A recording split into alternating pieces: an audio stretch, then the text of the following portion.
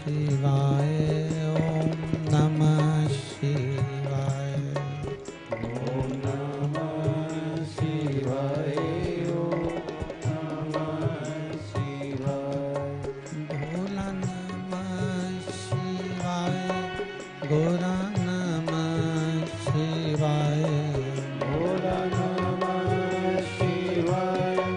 भोला नमः शिवाय। भोला नमः शिवाय। गोरा नमः शिवाय। भोला नमः शिवाय। भोला नमः शिवाय। नमः शिवाय। ओम नमः शिवाय। शिवाय। ओम नमः शिवाय। ओम नमः शिवाय। ओम नमः शिवाय। शिवाय। ओम नमः शिवाय। नमः शिवाय। ओम नमः शिवाय। ओम नमः शिवाय। विश्वनाथ भगवान की जय। हर हर महादेव। हर हर महादेव। हर हर महादेव। साउंड सही करिए भैया, आवाज बढ़ाइए बिल्कुल। शंभु काशी विश्वनाथ ओगड़दानी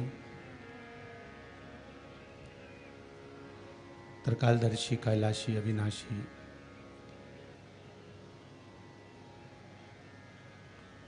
भगवान शिव, जिनकी पुनीत पावन शिव महापुराण की कथा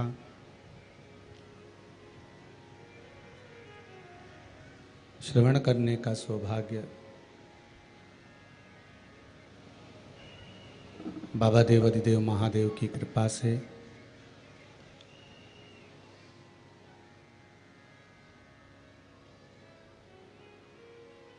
आवाज बढ़ाई पीछे की।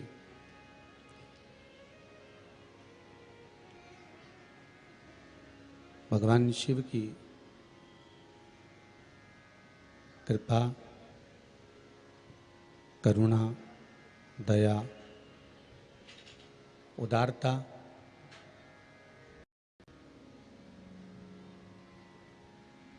भगवान शिव की कृपा से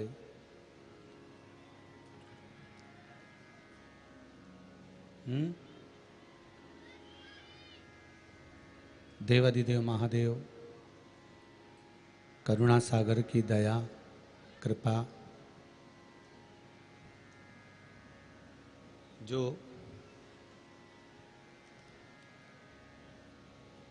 इस पुनीत पावन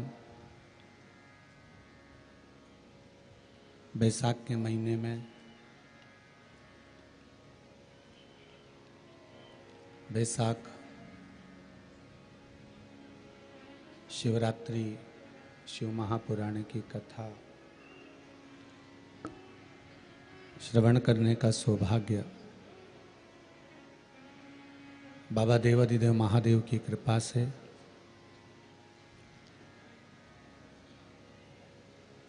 अपन सभी को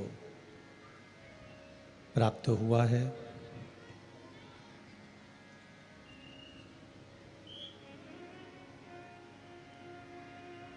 स्वर्गीय अरविंद जी पाटीदार की स्मृति में कल्याणी श्री रविंद्र जी पाटीदार इंदौर द्वारा, शकुंतला नारायण जी पाटीदार नागदा द्वारा इस पुनीत पावन शिव महापुराण की कथा को बाबा देवाधिदेव महादेव की कृपा से रतलाम नगर के इस पावन प्रांगण में श्रवण करने का सौभाग्य अपन सभी को प्राप्त हुआ है।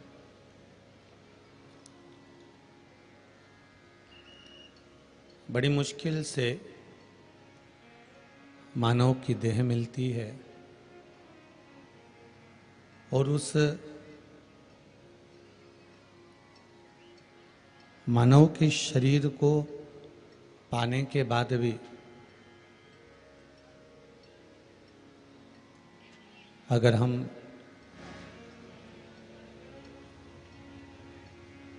भगवान की अविरल भक्ति को प्राप्त नहीं कर पाते हैं या भगवान की अविरल भक्ति तक नहीं पहुंच पाते हैं, तो फिर इस मनुष्य देह को पाने का कोई लक्ष्य ही नहीं, फिर कोई मतलब ही नहीं।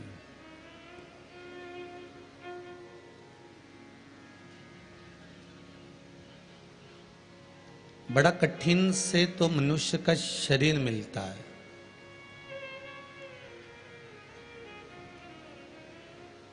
बड़ी मुश्किल से तो मानव की देह मिलती है।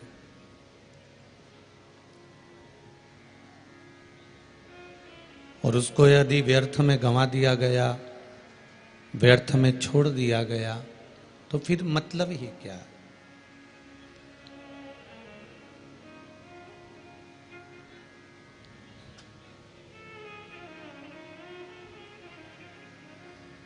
बड़ी मुश्किल से नर तन मिला है, ये गंवाने के काबिल नहीं है। ध्यान हरि का हृदय से न भूलो, ये भुलाने के काबिल नहीं है। बहुत मुश्किल से मनुष्य की देह मिलती है, मानव का शरीर मिलता है, और यदि बड़ी मुश्किल से ये मनुष्य की देह या मानव का शरीर प्राप्त हुआ है, तो इसको व्यर्थ ना गंवाया जाए।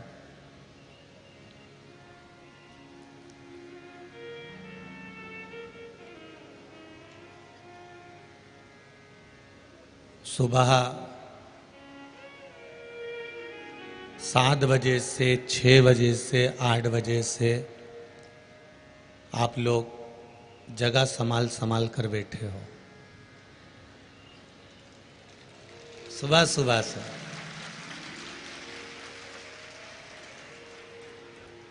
जब हम सुबह सुबह मॉर्निंग वॉक पे निकले तो कई लोग कह रहे थे, गुरुजी जरा पंडाल तक तो जाइए। अभी से लोग बैठ गए। अब सवेरे 5:30 बजे जरा विचार करिएगा, और कहीं कहीं का सेट टाइम मिला के बिल्कुल 1 बजे ने छाती चढ़ के आए ने कि हटो यहाँ से, हम तो यहीं बैठेंगे।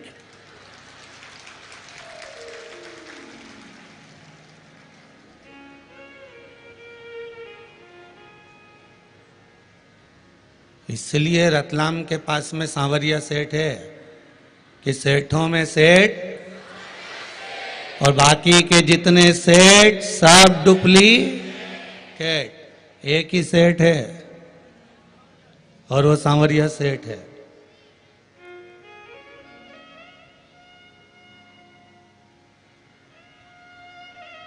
वो तो जबरदस्ती का इनका नाम सेठ जी धर दिया। अच्छा, इनसे पूछो तो सर, इनने सेठ जी का काम कहीं करया? किसी द्रौपदी का चीर बढ़ाया, नानी भाई का 56 करोड़ का मायरा भर के आया। अरे वह नानी भाई का तो जाने दो, अपनी बहन बेटी का ही भर दे, वही बहुत है दादा। फालतू के सेठ जी सेठ जी सेठ जी सेठ जी। अरे एक ही सेठ है। अरे बोलो तो, सांवरिया सेठ, और बाकी का जितना सेठ सब डुप्लीकेट। अपना ही भांडा भरी लेनी, वही बहुत है, दूसरे का तो जाने दो। पर एक प्रसन्नता हुई कल इस पंडाल में, रात्रि को जो देखा सुना कि कई लोग रात्रि को यहाँ पर जिनके पास में साधन नहीं है या कोई ग्रामीण क्षेत्र से है वो रुक गया होगा, तो देखा कोई झोले में पूड़ी ले आया और स्टील के डब्बे में सब्जी ले आया और वो इनको खिलाकर चले भी गया। कोई शंकर ही आया हो, कोई शिव ही आया होगा, उसके सिवाय कोई दूसरा नहीं था महाराज।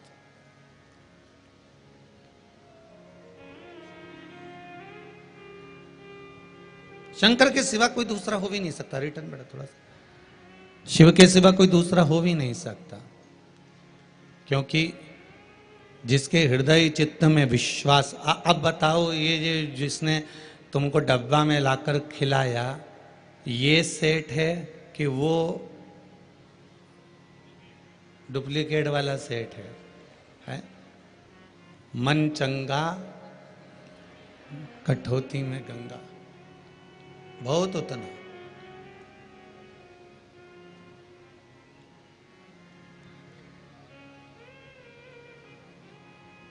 कुछ नहीं हो तुम्हारे पास में,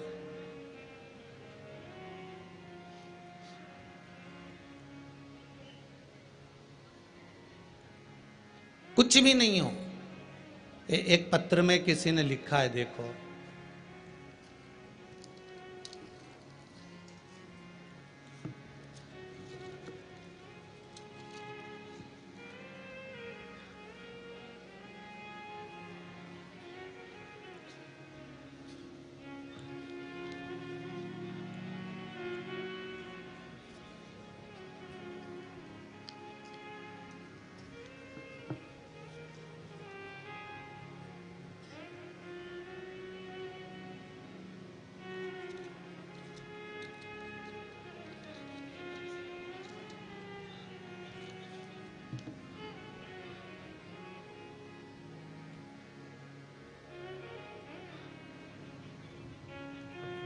धार जिले के हमारे संदला ग्राम में सेमली के नागर जी के कर कमलों से गुरु स्मृति शिव मंदिर है। उस मंदिर में गुरुदेव पहले लोग नहीं आते थे, अब पूजन पाठ ध्यान भजन होता है, निरंतर होता है, और इतनी भीड़ हो रही है कि जिसका वर्णन नहीं। गुरुदेव पहली बार जीवन में मंदिरों में देखा है, कथा के माध्यम से जो लोगों ने सुना, उस मंदिर से जो प्रेरणा मिली है। छोटे छोटे बच्चे आते हैं जिनको खाने पीने का भी कुछ भान नहीं होता, चड्डी पहने हुए होते हैं। ये पत्र में लिखा है, आप लोग आस्था चैनल पर भी देख रहे होंगे। याद नहीं, जो शिवलिंग पर जल चढ़ाते नहीं आता है, वो भी एक लोटा उठाकर बच्चे जल चढ़ा जाते हैं और ऐसा लाड लड़ाते हैं शंकर भगवान को, नंदी को। उनके कानों में जैसा आपने कह रखा है, कुछ कुछ कह देते हैं और जाते जाते नंदी की चुम्मी भी ले लेते हैं। पत्र लिखा है, ये लिखा हो। और बड़े प्रेम भाव से लाड लड़ाते हैं। हर सोमवार के रोज हमारे संदला ग्राम के सभी शिव मंदिर आटे के बने दीपक, एक मंदिर में लगभग 15 किलो दीपक इकट्ठे हो जाते हैं। ये शिव की कृपा है, ये शंकर की करुणा।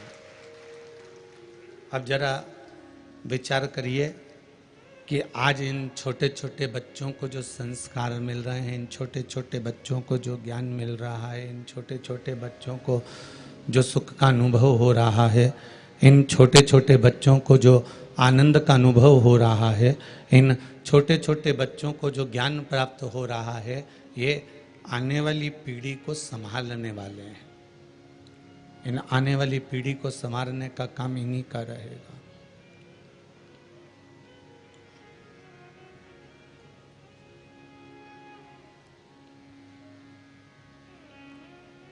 आने वाली जो पीढ़ी है वो इन्हीं के सुपुर्द है। कुछ मत रखो आप अपने पास में, हम ये भी नहीं कहते कि आप भगवान शंकर को बहुत सारी दौलत देना या धन देना या संपदा देना या बहुत सारा वैभव देना। हम तो इतना कहते हैं शंकर जी को अपना दिल दे देना, बस उतना बहुत काफ़ी है, बहुत है उतना। भगवान शिव को यदि आपने अपना हृदय दे दिया, दिल दे दिया, अपना मन दे दिया, अपना चित्त दे दिया, अपनी वृत्ति दे दी, तो शिव उससे भी प्रसन्न हो जाते हैं।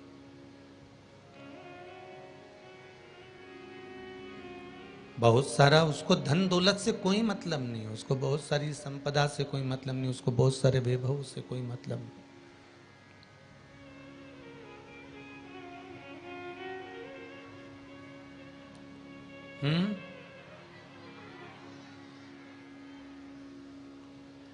एक बात मैं कहना चाहूंगा आप सभी से, और आने वाले जिन जिन क्या कथा है सावधानी से आप लोग श्रवण करें जरा। सवेरे 5:30 बजे से आप लोग इंतजार करते हैं मात्र कथा का। चैनल के माध्यम से करोड़ों लोग इंतजार करते हैं मात्र कथा का। अगर उनको इन माइकों के द्वारा अगर कथा सही नहीं मिले तो हमारा कथा वाचना बेकार है। करोड़ों लोग केवल इंतजार कथा का करते हैं और बैठे रहते हैं। किसके पास फुर्सत है साहब? आपके पास टाइम है क्या? इतनी दूर दूर 2-2 किलोमीटर तक धूप में चलाती आते हो। बाकी के लोग तो ठीक है गाड़ी में चढ़ के आ जाते हैं, हम भी गाड़ी में यहाँ तक पहुँच जाते, पर आपका तो चलाती धूप में 2 किलोमीटर तक पैदल चलकर यहाँ तक पहुँचना और बैठना और कथा ना मिले तो उसके लिए हमको भी बड़ा दुख होता है। इसलिए यजमान परिवारों को भी बार बार कहा जाता है कि जो साउंड चल रहा है उसको आमंत्रित कर लें, उससे बात कर लें, उसको बिठा लें।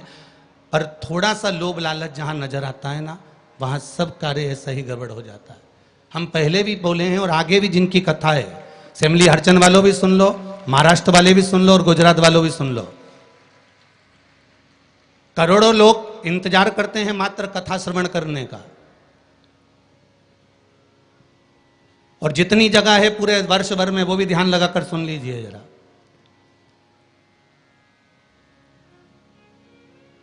शंभु शिव महापुराण की कथा कहती है, भगवान शंकर का अनुमोदन कहता है कि आपकी जो भक्ति है, भगवान धन से, संपदा से या सत्ता से या वैभव से या दौलत से भगवान कभी नहीं रीझता। अगर भगवान को चाहिए तो तुम्हारा केवल निर्मल मन चाहिए, भगवान को और कुछ भी नहीं चाहिए, तुम्हारा केवल मन। उसके सिवाय भगवान तुम्हारे वैभव से, तुम्हारे पास में कितनी गाड़ी है, कितना बंगला है, कितना धन है, कितना वैभव है, कितनी सत्ता है, कितनी दौलत है, भगवान को उससे कोई मतलब नहीं। भगवान को अगर मतलब है तो केवल तुम्हारे मन से मतलब है। शबरी अम्बा के दरवाजे पर भगवान गए, क्या दिया शबरी अम्बा ने? भगवान को क्या प्रदान करा शबरी अम्बा ने? केवल एक झूठे बेर। और झूठे बेर के सिवा भगवान कुछ ले भी नहीं रहा है। अब तुम शंकर जी को क्या देते हो? अगर शबरी अम्बा ने भगवान राम को झूठा बेर दिया है तो आपने कौन सा अच्छी चीज दी थी भगवान को? जल दिया वो मछली का झूठा था, दूध दिया वो बछड़े का झूठा था, फूल दिया वो भौरे का झूठा था, मिठाई बना कर दी वो चींटी की झूठी थी। तुमने दिया क्या? और ये मनुष्य का शरीर दिया भगवान के चरणों में, ये भी तो झूठा है। फोन पे तो तुरंत कह देता है माँ तो तारे बिना एक बिना नहीं रहूं, एक मिनट नहीं रहूं, तेरी तो मुझे बहुत याद आए। और भगवान के पास जाए कि तुम्हारे बिना मेरा कोई नहीं है। भगवान के रेंदे रे झूठेला। भगवान भी कहते काहे को झूठ बोले? अभी फोन पे बोल रहा था मेरे को थारी याद आ रही, तेरे बिना एक मिनट नहीं रह सकता, तू तुम्हारे हृदय में बसी ने, तू तुम्हारा चित्त वृत्ति में बसी। और मंदिर पहुंचा ने अगरबत्ती लगाते लगाते बोला तन मन धन सब कुछ तेरा। भगवान के आ गया भेरू झूठेला। भगवान भी सोचे काय आया।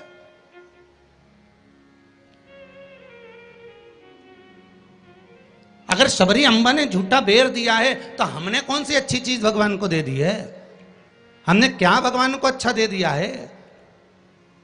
हम भी तो झूठा ही दे रहे हैं। पुष्प दिया वो भी झूठा था, जल दिया वो मछली का झूठा था, दूध दिया वो गाय के बछड़े का झूठा था, मिठाई दी वो चींटी की झूठी थी। हम जो परमात्मा को दिए वो सब कुछ झूठा था। यहाँ तक हम भगवान का जो स्मरण भी कर रहे हैं, कई लोग भगवान के मंदिर में बैठकर घंटों तक माला पकड़कर भी अगर भगवान के मंदिर में बैठकर भजन कीर्तन स्मरण कर रहे हैं तो वो ये सोचे कि नहीं ये सत्य है, तो उसने उसमें भी छल कर दिया। थोड़ी देर तक तो मन लगता है, उसके बाद ये चित्त, ये वृत्ति, ये मन कहीं ना कहीं डोल जाता है। इस मन को लोग कजन कहाँ लेकर चले जाते हैं, बड़ा बड़ा कठिन है महाराज, ये बड़ा कठिन। ये मन बड़ा चंचल है, कैसे तेरा भजन करूं, जितना इसे समझाऊं उतना ही मचलता है। भोलेनाथ हे शंभो, हे त्रिकालदर्शी, हे कैलाशी, हे अविनाशी, हे शिव, हे करुणा सागर। ये चित्त, ये मन, ये वृत्ति बड़ी चंचल है।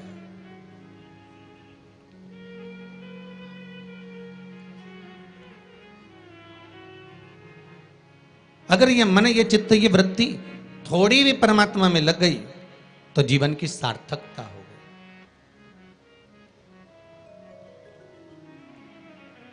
ब्रह्मा और भगवान विष्णु दोनों मिलकर मंथन कर रहे हैं। और एक बात बहुत ध्यान से सुनना, शिव महापुराण के इस चरित्र को याद रखना कि ब्रह्मा और भगवान विष्णु ने मंथन किया, और मंथन किया तो शंकर भगवान के शिवलिंग को प्रकट किया।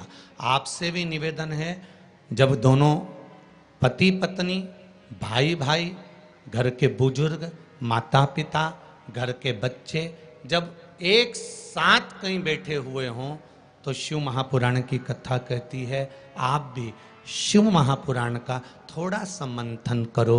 उस मंथन से जो प्रकट होगा वो तुम्हारे घर का आनंद करा देगा। शिव पुराण का मंथन।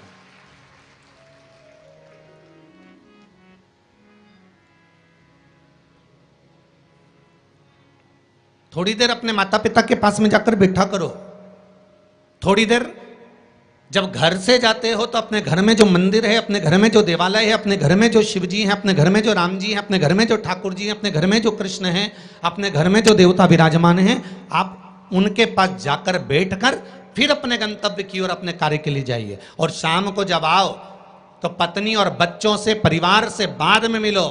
सबसे पहले अगर दुकान की चाबी भी लेकर आए हो, थोड़ा सा धन भी लेकर आए हो, थोड़ा सा सामान भी लेकर आए हो, थोड़ा सा व्यापार का कुछ चीज भी आप लेकर आए हो, तो सबसे पहले जाकर भगवान के मंदिर में जो आपके घर में है उसके पास में बैठकर उसको बताया करो, आज मैंने व्यापार करा उसमें ये लाभ हुआ, आज मैंने व्यापार करा उसमें ये हानि हुई, और आपकी कृपा से आज मैंने दुकान, व्यापार, व्यवसाय आज का पूरा करा। हे देवाधिदेव महादेव, हे मेरे ठाकुर, हे मेरे कृष्ण, हे मेरे राम, आज भगवान की कृपा, आपकी कृपा बहुत बनी रही और मेरा सब कार्य सफल हुआ। बाबा को प्रणाम करो, नमन करो, और फिर अपने माता पिता, परिवार, कुटुंब, कबीला जिससे मिलना है मिलो, फिर मिलो।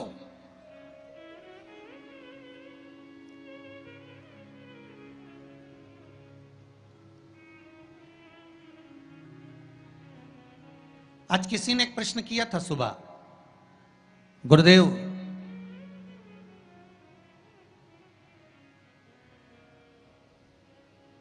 अगर भगवान के मंदिर जाना है हमको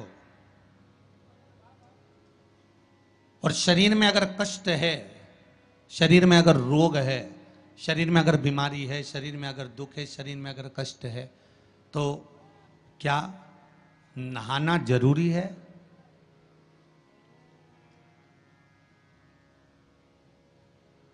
शिव महापुराण की कथा कह रही है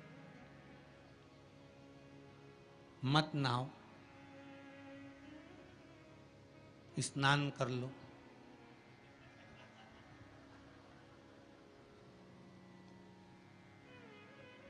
मत नहाओ, स्नान कर लो। नहाने में और स्नान में जमीन और आसमान का अंतर है। बाथरूम में गए, साबुन लगाया, शैम्पू लगाया, और ये सब लगाने के बाद में तुमने जो तुम्हारे ऊपर पानी उंडेला, इसको नहाना कहते हैं। ठीक है? जो तुमने साबुन लगाया, शैम्पू लगाया, पानी डाला, उसको नहाना कहते हैं। और मंदिर में गए, अर्थात आप बाथरूम में ना जाकर भी सवेरे से उठे और उसकी भक्ति में लीन होकर दिल से उसको याद कर कर, और मान लो मुंह धोकर भी भगवान के दरवाजे तक पहुंच गए, तो उसको स्नान कहा जाता है। कर लिया ना? बहुत।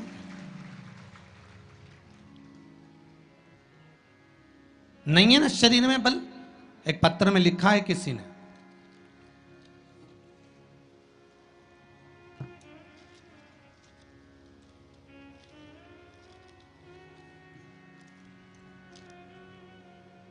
मैं बदनावर धार के पास बालोदा में रहती हूँ। मेरा नाम शांति बाई कुमावत है। पावन पंडाल में बैठकर सुन रहे हो, अगर श्रवण कर रहे हो तो ध्यान रखना, जितना शरीर का वजन है,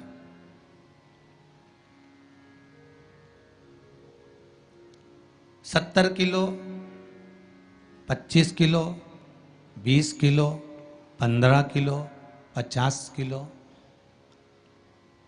उतना ही किलो के हिसाब से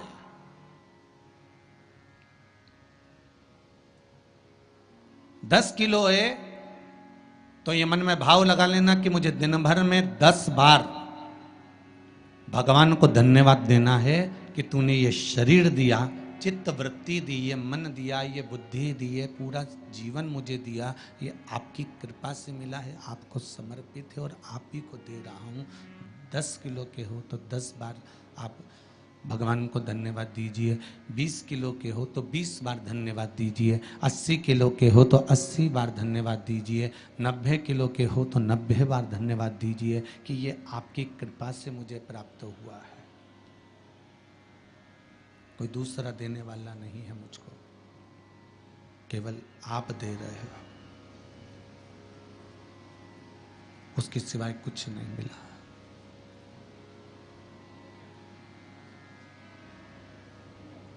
बड़ी मुश्किल से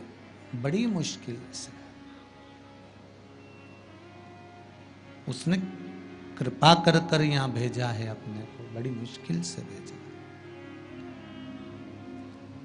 शंभो शरणे पड़ी, मांगू घड़ी रे घड़ी, दुख काटो दया करी ने दर्शन। भगवान से प्रार्थना करते रहो, निवेदन करते रहो, उसके चरणों में जाकर धोख लगाते रहो, उसको नमन करते रहो, उससे विनती बार बार करते रहो कि तेरे बल पर जी रहा हूँ, तेरी कृपा से जी रहा हूँ, तेरी करुणा से जी रहा हूँ, उसके सिवाय कुछ भी नहीं है महाराज। भगवान विष्णु और भगवान ब्रह्मा ने मंथन किया, और भगवान विष्णु और भगवान ब्रह्मा जब मंथन करे तो उस मंथन में शिवलिंग प्रकट हुआ।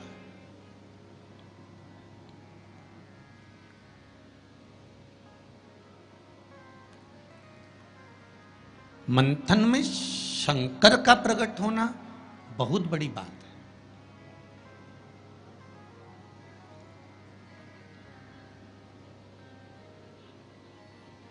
जैसे बात बात में शिवजी का नाम, शंकर का यश, शंकर भगवान का गुणगान, शंकर भगवान की भक्ति की बात आपके मुख पर अगर बार बार आ रही है ना, आप बार बार कह रहे हैं कि बड़ी कृपा करी साहब, मैंने तो पशुपति व्रत करा था और भगवान ने मेरा ऐसा कर दिया, मैंने भगवान को मूंग चढ़ाया था और भगवान ने ऐसा कर दिया, मैंने चावल चढ़ाया था भगवान को और भगवान ने ये कर दिया, मैंने भगवान को बेलपत्र चढ़ाया था, भगवान ने मेरा ये काम कर दिया, भगवान को मैंने धतूरा चढ़ाया था, भगवान ने मेरा ये काम कर दिया। आप बार बार शिव जी का यशगान गाते हो ना, यश गुण गाते हो, तो उसमें भी एक सुख का अनुभव होता है।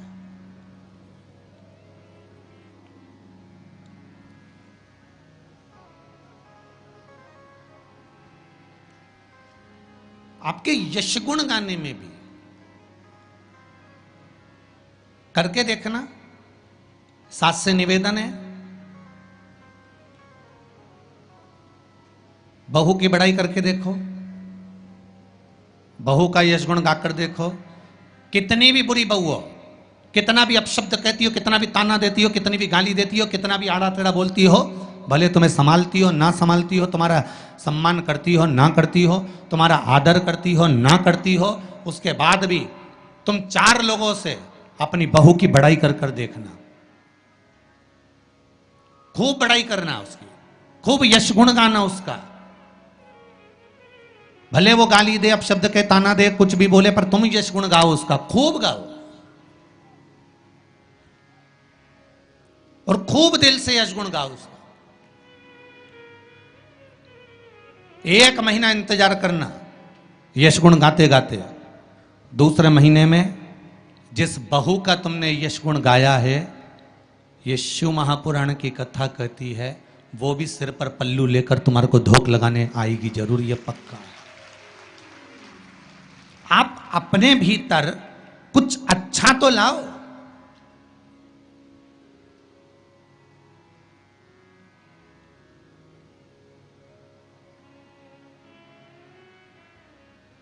कुछ अच्छा ढूंढने का प्रयास तो करो।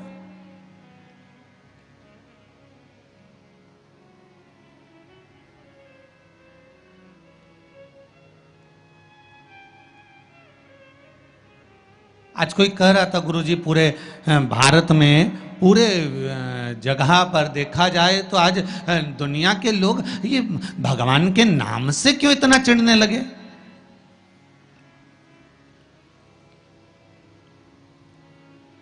भगवान के नाम से, राम नाम से, शिव नाम से, कृष्ण नाम से, ये दूसरे लोग आखिर चिढ़ते क्यों? तो हमने कहा सीधी सीधी बात है कि रामचरितमानस में भी वर्णन आया कि जब जब रामचरितमानस में जब जब राम जी की सेना के लोग जय जय श्री राम चिल्लाते थे, तब तब जितने राक्षस थे वो सब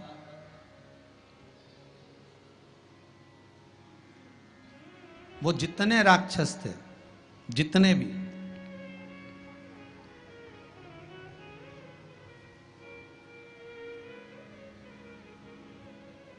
राम सेना के दल के लोग जब जब श्री राम चिल्लाते थे, जितने भी राक्षस थे वो सब भिनक जाते थे, सब भिनकते थे, सब गुस्सा करते थे, सब क्रोध करते थे। जब उस समय पर भगवान के नाम से राक्षस भिनक जाते थे, तो आज के समय के राक्षस भी तो जय जय श्री राम करने पे भिनकेंगे कि नहीं भिनकेंगे?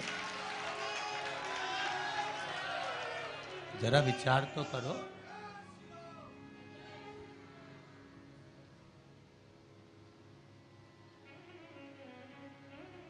जब उस समय पर राम दल की सेना चलती थी और हनुमान जी ने धमक के, अंगद ने कूद कर रावण के सामने कह दिया था जय जय श्री राम, तो सारे राक्षस भिनक गए, सब को क्रोध आ गया,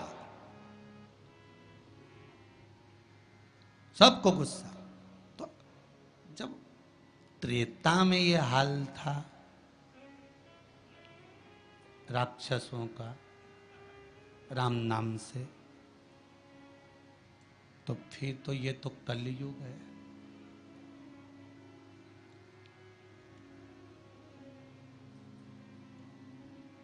अब तुम राम बोलोगे तो थोड़ा सा तो भिनकट्टा छूटेगा ही इनके भीतर भी, थोड़ा थोड़ा तो आएगा। पर आग लगे बस्ती में, अपन रहो मस्ती में, जो ज्यादा भिनके नहीं तो उसको भिना करने दो।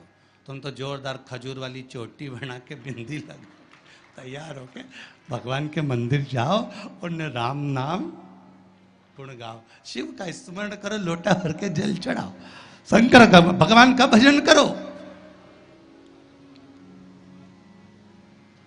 शिव की भक्ति में जितने जितने लग सकते हो उतने लगो,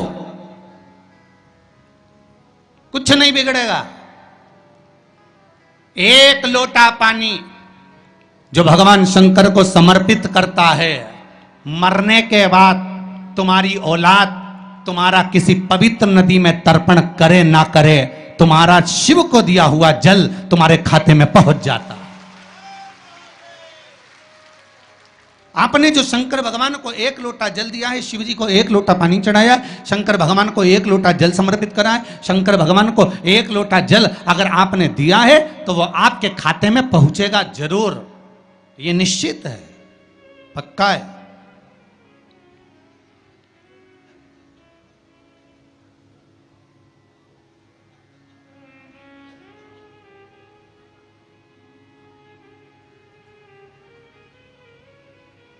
और शिव भक्ति के अनुसार, शंकर भगवान के अनुमोदन के अनुसार,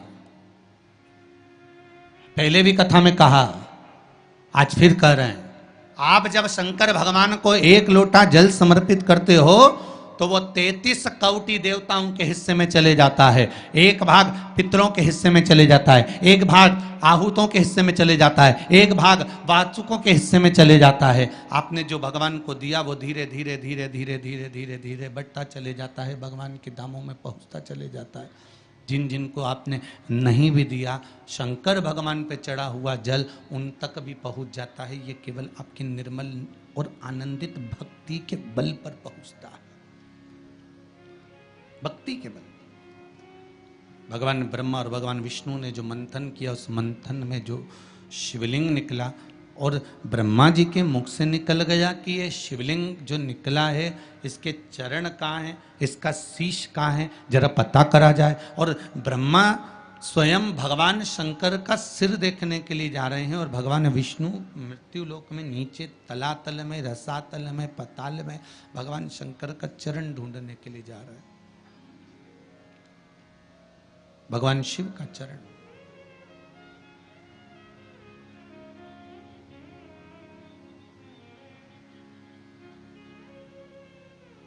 गए दोनों, वो ऊपर गए, ये नीचे गए देखने के लिए।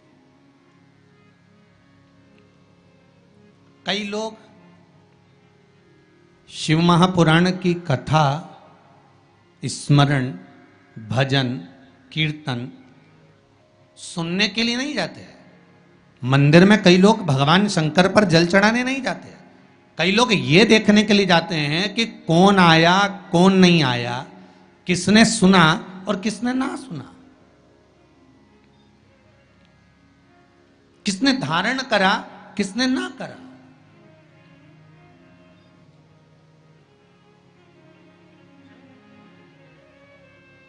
अब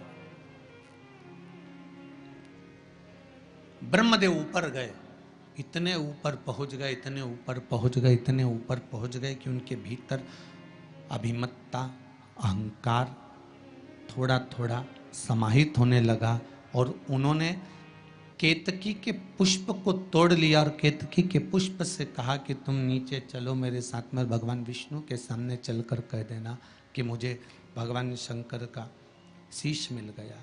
केतकी के फूल ने कहा कि यदि मैं झूठ बोलूंगा तो वो श्रेष्ठता कैसे रहेगी।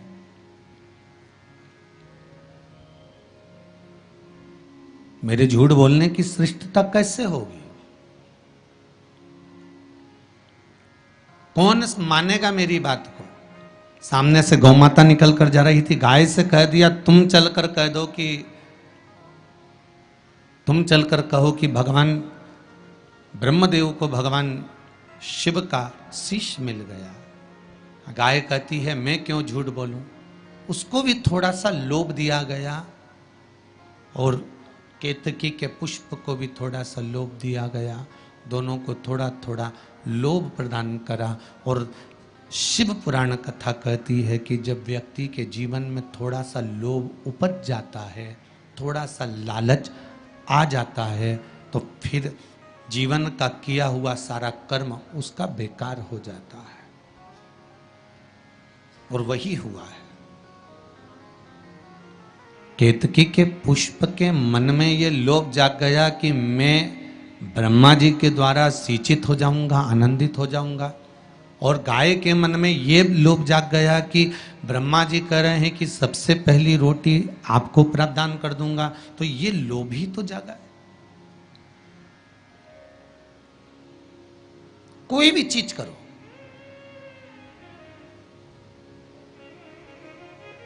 अगर कोई सत्कर्म आप कर रहे हैं, थोड़ा सा अच्छा कार्य आप कर रहे हैं, भगवत भजन आप कर रहे हैं, कीर्तन आप कर रहे हैं, मंत्र जाप आप कर रहे हैं, स्मरण आप कर रहे हैं, नाम जाप यदि आप कर रहे हैं, तो वो लोभ से परित होना चाहिए, बहुत दूर।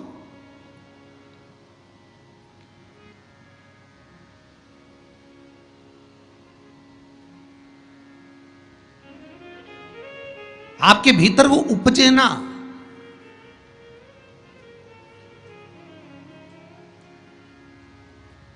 फिर चाहे दुनिया के लोग कितना भी कहे ना, वो एक बेल बेचारा किसान का एक बेल कुएं में गिर गया। अब कुएं में गिर गया तो किसान का बेल जब कुएं में गिरा तो ये देखा कि कुएं में से बेल को निकालना है। खूब मेहनत करी किसान ने बेल को निकालने की, पर वो बेल निकल नहीं रहा था। बहुत बहुत बहुत बहुत मेहनत करने के बाद भी वो बेल नहीं निकला। बहुत अथक प्रयास करा गया पर बेल नहीं निकला। तब किसान ने फिर कहीं मशीन वाले से कहा होगा कि इस बेल को निकालना है। मशीन वाले ने कहा 25,000 रुपये लग जाएंगे, 20,000 रुपये लग जाएंगे। तो उसने सोचा 20,000 25,000 लग जाएगा तो इससे अच्छा है कि इसको पड़े ही रहने दो। बेल किसी काम का तो था नहीं, बूढ़ा हो गया था।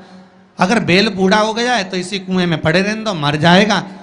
इसी कुआं भी सूख गया है, इसमें कोई दिक्कत वाली बात नहीं, अपन कचरा पटकते जाएंगे, बेल को वहीं की वहीं दबा देंगे। गाँव के लोगों से कह दिया मेरा बेल कुएं में गिर गया है और ये बूढ़ा हो गया था। एक काम करो, तुम्हारे गांव का जितना भी कचरा है ना, घर वाले वो सब लाकर इसमें डालते जाना। बेल मर जाएगा, धीरे धीरे उस पर मिट्टी डल जाएगी। गांव के लोगों ने कचरा लाकर डालना चालू करा। जैसे जैसे बेल के पास में कचरा पटकना प्रारंभ करा, बेल भी समझदार था।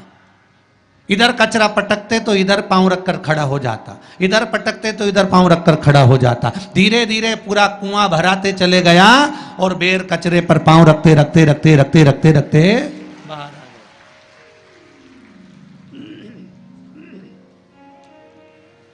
बेल कचरे पर पांव रखते रखते रखते रखते बाहर आ गया, ऊपर आ गया। और जब वो ऊपर आया, निकल कर बाहर भाग गया, निकल कर बाहर भागा।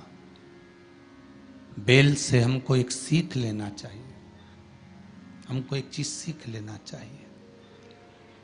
बुराई करने वाले कितनी भी बुराई करेंगे, निंदा का कचरा, बुराई का कचरा कितना भी पटकेंगे, हमको केवल उस पर पांव रखकर निकल कर बाहर की ओर चले जाना है और हमारे जीवन को सार्थक बना लेना है। करे करे तो करे।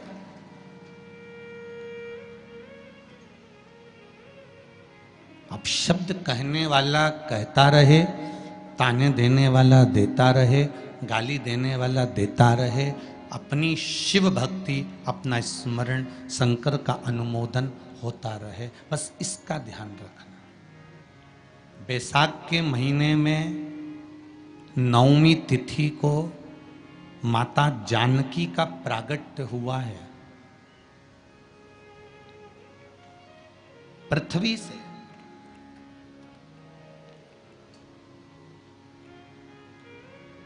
कभी एक विचार करिएगा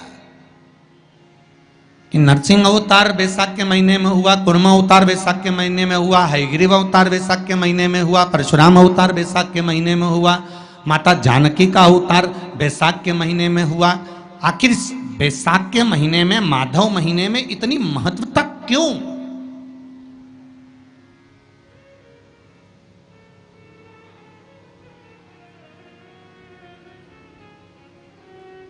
बैसाख के महीने में पड़ने वाली एकादशी, चतुर्थी, प्रदोष, अमावस्या, पूर्णिमा, शिवरात्रि, ये सभी इतनी महत्वपूर्ण क्यों हो जाती है?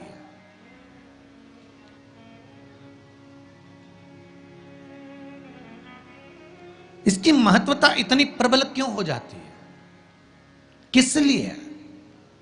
क्योंकि बैसाख का जो महीना पड़ता है, सूर्य की संपूर्ण तपन, सूर्य देव अपने पूर्ण तेज के साथ में, पूर्ण तेज के साथ में मृत्यु लोक के निवासियों पर, चाहे जलचर हो, थलचर हो, वायुचर हो, चाहे जो जीव हैं, उस पर जब किरण फेंकते हैं तो संसार का जो मनुष्य है उस पर जब ताप पड़ता है तो ताप पड़ने के कारण उसके मुख से भगवान का नाम निकल ही जाता है, स्मरण नाम निकल ही जाता है। जब उसके मुख से भगवान का नाम निकलता है तो वो भगवान की शरणागति खुद ग्रहण कर लेता है स्वयं।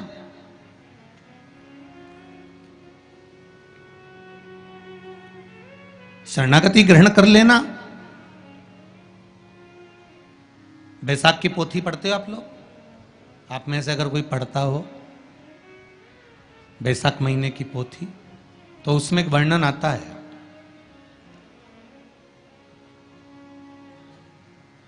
गीता प्रेस गोरखपुर के कल्याण अंक में भी आप ये पावन बैसाख चरित्र श्रवण कर सकते हैं। उसमें बैसाख महीने की पोथी में 10वें दिवस की कथा में 10वें अध्याय में एक व्याध और शंख मुनि का चरित्र आता है।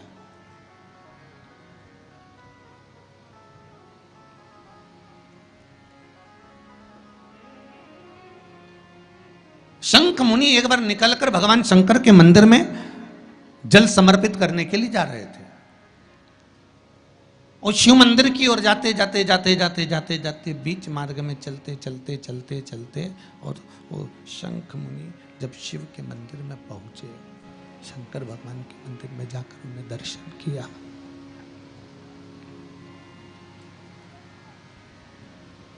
जल का पात्र उठाया और वो जल का पात्र उठाकर जब भगवान शिव को समर्पित कर रहे थे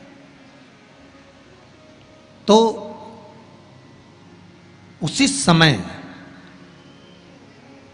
जल का पात्र उठाकर जब शंकर भगवान को समर्पित करा गया और शंख मुनि निकलकर जब बाहर आ रहे थे, आते आते शंख मुनि के मन में एक भाव उत्पन्न हो गया कि जब हम भगवान शिव को कुछ वस्तु समर्पित करते हैं तो उसका फल, उसका पुण्य फल हमें कितने समय में प्राप्त होता है। ये शंख मुनि के मन में एक विचार जागृत हो गया, शंख मुनि के मन में एक भाव जागृत हो गया।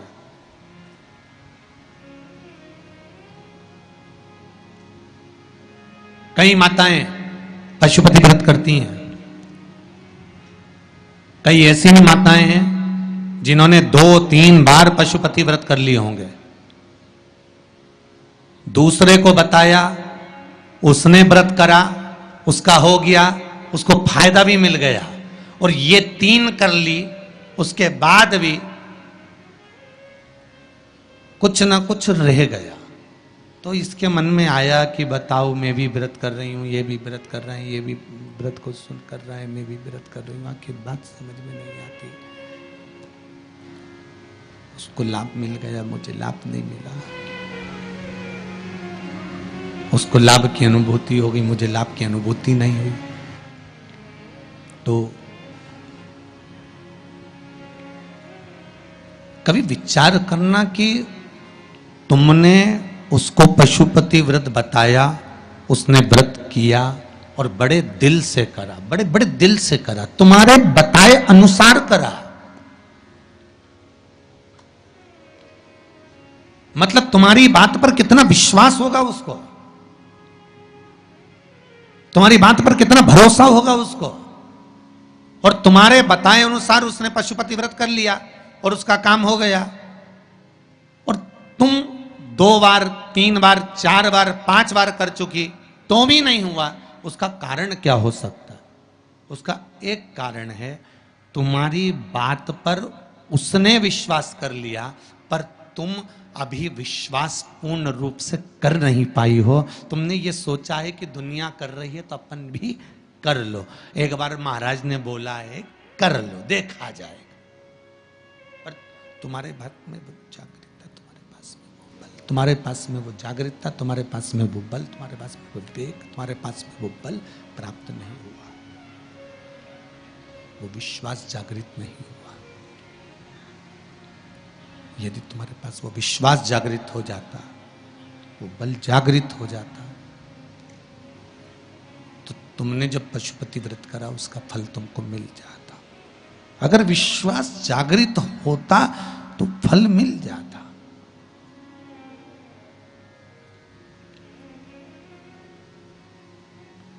विश्वास जागृत होने पर फल की अनुभूति है। किस किस के घर में तुलसी का पौधा है? सबके यहां है? रख लो।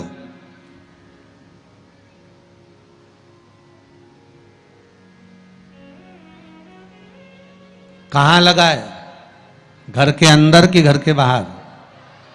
घर के बाहर। ठीक है। दिया लगाते हो? अच्छा, कौन है वो जिस तुलसी मैया को दिया लगाते हो? कौन है वो? बोलते तो जाओ जरा जल्दी जल्दी। माता है। घर में जो सास है वो कौन है? वो भी बोलो तो जम के बोलो जरा। माता है। बैसाख का महीना चल रहा है, बहुत जोरदार गर्मी पड़ रही है, बहुत जोरदार गर्मी, खूब जोर की। तुम्हारी सास की कुर्सी घर के बाहर लगा दो।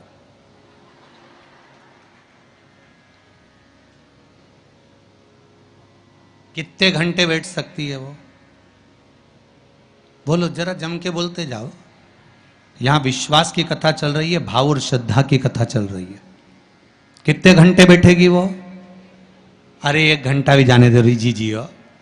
15 मिनट ऐसी चिलचिलाती हुई धूप में वो बैठ जाए, बहुत कठिन बात, बहुत कठिन।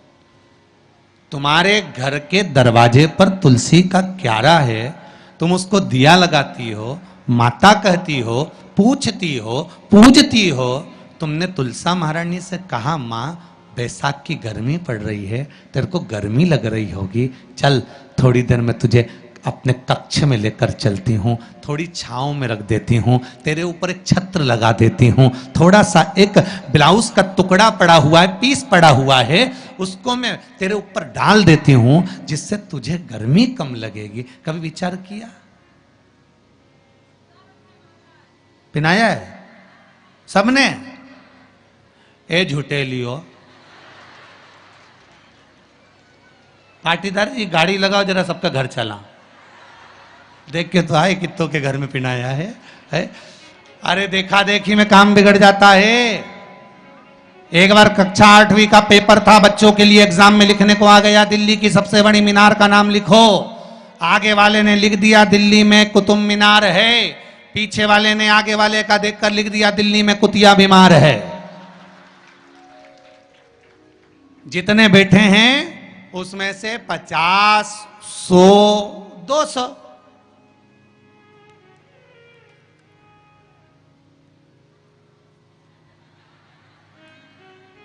अरे बोलो तो सही है, वो उतना बहुत।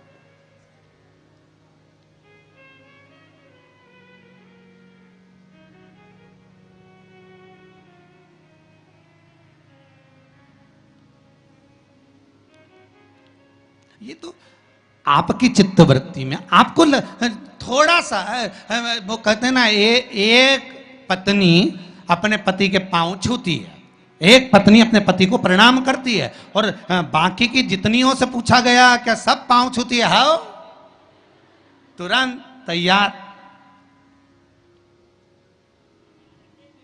अरे गुरु जी आओ, ये तो उसी में का हाल हो गया ना। वो एक आप लोग गाते हैं ना, वो देवी जी की आरती, माता पिता का है इस जग में बड़ा ही सुंदर नाता, उसी में का हाल है। पति पत्नी का है इस जग में बड़ा ही सुंदर नाता, बैठी बैठी पत्नी खाती, पति कमा कमा मर जाता।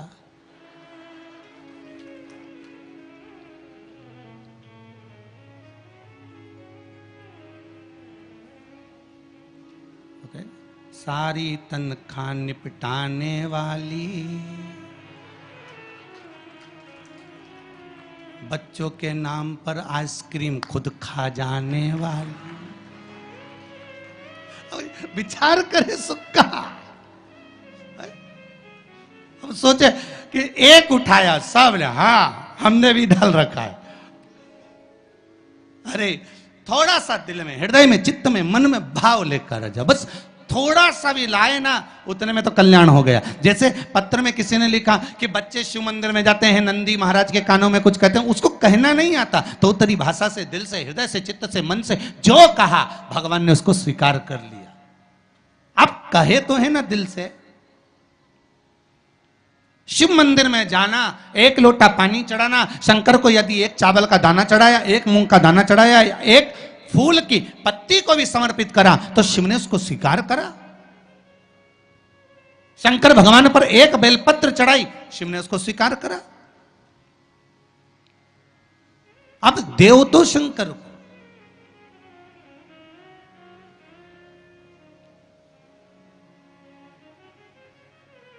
आप भगवान ओघड़दानी को प्रदान तो करो। शंकर भगवान पर चढ़ी हुई एक बेलपत्री का मोल तत्व संसार का मनुष्य जिस दिन समझ गया, उस दिन उसको डॉक्टर के पास जाने की जरूरत ही नहीं पड़ेगी। केवल एक बेलपत्र का अगर उसने शंकर भगवान पर चढ़ी हुई एक बेलपत्र के मोल तत्व को अगर वो समझ गया, तो भगवान शंकर की भक्ति को अगर वो समझ गया, महामृत्युंजय मंत्र को अगर समझ गया, श्री शिवाय नमस्तुभ्यम मंत्र को समझ गया, पंचाक्षर मंत्र नमः शिवाय को समझ गया, षडाक्षर मंत्र ओम नमः शिवाय को अगर वो समझ गया, तो उसको फिर डॉक्टर के पास जाने की जरूरत नहीं पड़ेगी। उसकी भक्ति का बल इतना बढ़ जाएगा, श्रद्धा का बल इतना बढ़ जाएगा कि उसको कहीं जाना ही नहीं पड़ेगा। कुछ कहना चाहते हो? देव जरा माइक।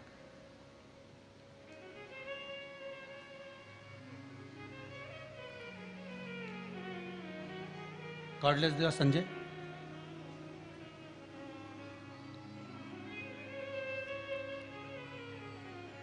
एक बेलपत्री का बल कितना प्रबल होता है, एक बेलपत्री का लक्ष्य तत्व कितना प्रबल होता है, कितना बलित होता है वो। एक बेलपत्र शिव को समर्पित करना। ठीक, पहुंचाओ जरा। क्या नाम है बाबू आपका? चालू करिए उसको। हो गया, चलो।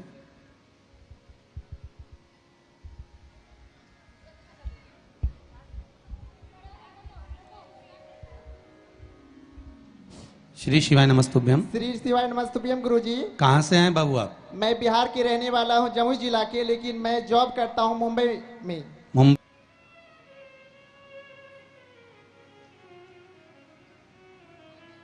आप एक बेलपत्र शंकर को समर्पित तो करो। जिस बेलपत्र को आप वृक्ष पे से तोड़कर या बाजार में से 5 रुपए की खरीद कर लेकर शंकर भगवान को चढ़ा देते हो, शिव जी के पास जो पहुंच गई, जो अर्पण कर दिया जाता है, भगवान को दे दिया जाता है, वही तो प्रसाद बन जाता है। अरे बोलो जम के। जो शिव जी को दे दिया जाता है, अर्पण कर दिया जाता है, या राम जी को दे दिया जाए, या कृष्ण भगवान को दे दिया जाए, या देवी देवताओं को दे दिया जाए, जो भी हम भगवान को अर्पण करते हैं वो प्रसाद बनता है कि नहीं बनता? अरे बोलो जम के। बनता है ना प्रसाद। तो राम जी को तुमने लड्डू का भोग लगाया तो वो प्रसाद बन गया। उसको तुम लोगों ने खाया कि नहीं खाया? अरे बोलो जम के, खाया। हनुमान जी के मंदिर में ले जाके नरियल फोड़ा, वो प्रसाद बन गया। वो की चिटक निकाल निकाल के तुमने खाई कि नहीं खाई? खाई ना। देवी जी के मंदिर में गए, पूड़ी और हलवे का भोग लगाया, वो प्रसाद बना कि नहीं बना? अब शंकर भगवान को कोई तुम रोज तो चूरमा नहीं लगाओगे, शंकर भगवान को रोज तो तुम लड्डू लेकर नहीं जाओगे, शंकर भगवान को रोज तो तुम मिश्री लेकर नहीं जाओगे। तो शंकर भगवान के लिए रोज क्या लेकर जाते हो? बेलपत्र। अगर शिव जी को तुमने जो बेलपत्र चढ़ाया तो वो प्रसाद बना कि नहीं बना? बन गया ना। अब प्रसाद बन गया तो उस बेलपत्र को उठाकर लाकर खाना और खाकर अपनी औषधि के रूप में उसको स्वीकार करना।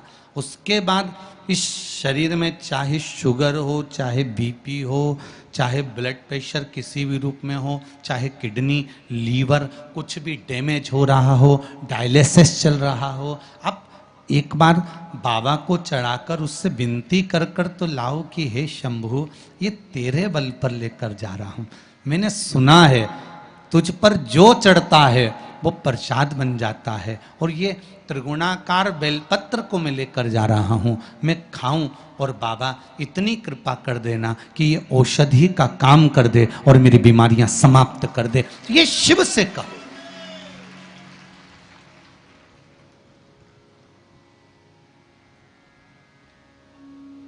क्यों निर्माल्य बनकर फेंका जाए बेलपत्र को?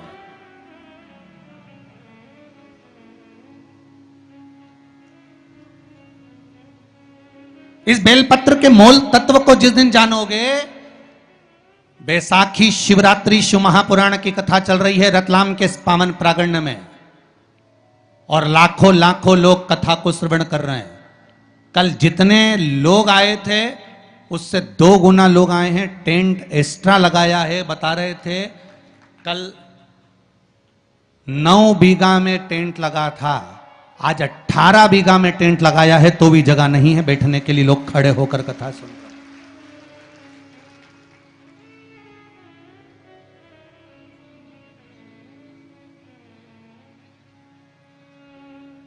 और 18 बीघा के टेंट में भी जगह नहीं। पीछे पुरुष को आप एक निगाह अगर मारकर देखेंगे तो ढेरों में खड़े हैं, इधर देखो उधर देखो, जहां निगाह पहुंच जाए उधर देख लीजिए महाराज।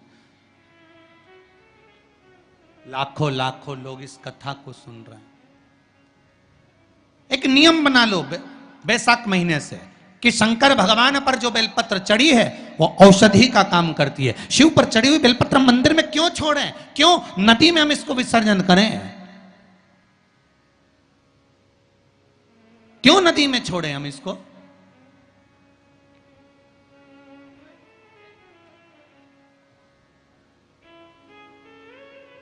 उसको उठा लाए, उसका प्रयोग करा, खाया, और उसका जो फल हमें मिला वो जीवन का सुख। हम तो ब्राह्मणों से भी कहेंगे, जितने ब्राह्मण जन शंकर भगवान के मंदिर में पूजन करते हैं, जितने विप्र जन भगवान शिव के मंदिर में पूजन करते हैं, उनको करबद्ध निवेदन, उनके चरणों को प्रणाम कर कर, उनके चरणों को नमन कर कर, उन ब्राह्मणों के चरणों को नमन कर कर निवेदन करूंगा कि आप शंकर जी के मंदिर में कोई प्रसाद बांटो ना बांटो, जो बेलपत्र शंकर जी के मंदिर में चढ़ती है उस बेलपत्र को उठाकर धूप में डाल दो, सुखा लो, पीस लो, और पीसने के बाद उसकी पुड़िया बना लो। उस पुड़िया को प्रसाद के रूप में देना चालू कर दो कि ये खाना चालू करो। किडनी, लीवर, शुगर, बीपी सब धीरे धीरे धीरे धीरे समाप्त होने लगेगा। तुम करो तो वो बेलपत्र ना तो किसी नदी में विसर्जन करने की जरूरत है और ना कहीं फेंकने की जरूरत है।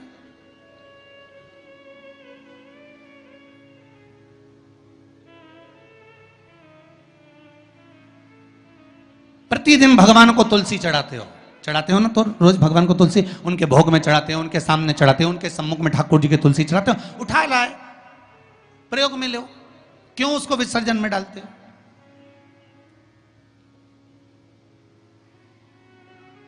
जो विसर्जन के लायक है उसका विसर्जन करो, और विसर्जन भी कहां करो? क्षिप्रा, गंगा, नर्मदा, सरयू या आपके क्षेत्र की कोई पवित्र नदी है, उस नदी में ले जाकर कोई निर्माल्य वस्तुएं मत पटको। आज वैसे ही इस पृथ्वी पर जल स्तर गिरते जा रहा है, उस पवित्र जल को हमें संजोना है। जो निर्माल्य की वस्तु मिले, एकांत में किसी खेत में उसको एक खड्डे में डालकर इकट्ठा करो। जब उसकी खाद बन जाए तो जिस खेत में उसको डालोगे भगवान के प्रसाद को, वो खेत भी उज्जवल आनंद सुख प्रदान करेगा और कुछ ना कुछ अच्छा देना प्रारंभ करेगा। क्यों किसी पवित्र नदी को हम नष्ट कर रहे हैं? क्यों गंगा को हम कचरा डालकर नष्ट करें? क्यों यमुना को, सरयू को, क्षिप्रा को हम नष्ट करें? हम उसको शुद्ध बनाने का प्रयास करें, हम उसको निर्मल बनाने का प्रयास करें। अपने गांव में, नगर में जो तालाब, जो बावड़ी, जो कुएं हैं, उनको हम निर्मल बनाने का प्रयास करें, शुद्ध बनाइए। भगवान ब्रह्मा और भगवान विष्णु ने यह संवाद निश्चित कर दिया कि मैं चरण देखने के लिए जा रहा हूं, आप शीश देखने के लिए जा रहे हैं। शीश में भगवान नहीं मिल पा रहा। भगवान चरण देखने के लिए गए, चरण ढूंढते ढूंढते ढूंढते भगवान विष्णु सामने प्रकट हो गए। ब्रह्मा जी भी आए, गाय और केतकी के फूल को लेकर आए, पर इनको चरण नहीं मिले। और ब्रह्मा जी ने कह दिया कि मुझे शीश मिल गया। झूठ निश्चित कर दिया, एक असत्य निश्चित कर दिया।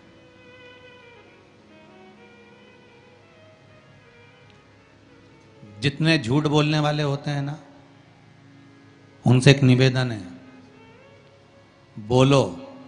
तुम्हारी झूठ बोलने की आदत है ना, खूब बोलो, हमारी तरफ से एकदम फ्री।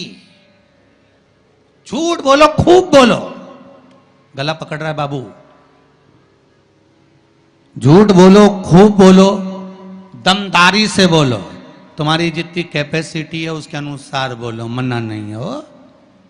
हम ये भी नहीं बोलेंगे कि मत बोलो, पर झूठ कहां बोलना है वो समझ लेना। पत्नी पति से झूठ ना बोले, शिव महापुराण की कथा कहती है। एक झूठ माता सती ने शंकर जी से कह दिया था, मैंने कोई परीक्षा नहीं ली। सती का क्या हाल हुआ? बोलते जाओ जल्दी जल्दी, अपने रतलाम वाले हैं, बोलते जाओ। सती का क्या हुआ था? जल के क्यों जली? क्या जरूरत पड़ी सती माता को जलने की? क्यों जली है माता सती? क्यों भस्म हुई है माता सती? क्या कारण था माता सती के जलने का? केवल एक झूठ माता सती ने भगवान शंकर से आकर कह दिया था, मैंने कोई परीक्षा नहीं ली, कोई परीक्षा नहीं ली। शंकर भगवान ने ध्यान लगाकर देख लिया।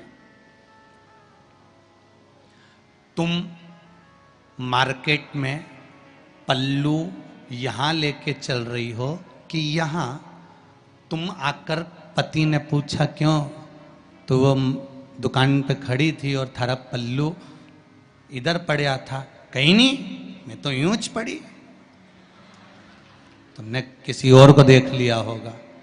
ठीक है, अब पहले के समय में शंकर भगवान ध्यान लगाकर देख लिए थे कि सती मैया ने झूठ बोला कि सच बोला। आज के जमाने में तो दुकान दुकान में कैमरा लगा हुआ, वो पकड़ के ले गया, चल अब भी चल तुम्हारे साथ।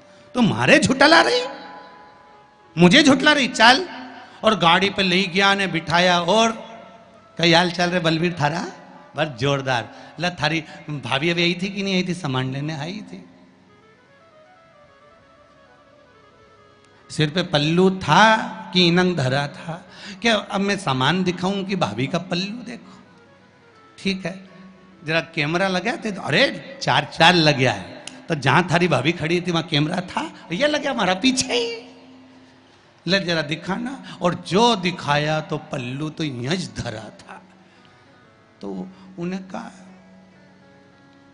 तो झूठ बोल दी। फिर शिव पुराण कह रही सती मैया ने शंकर जी से झूठ बोला। पत्नी कभी अपने पति से झूठ ना बोले। और ये केवल पत्नियों के लिए ही नहीं है,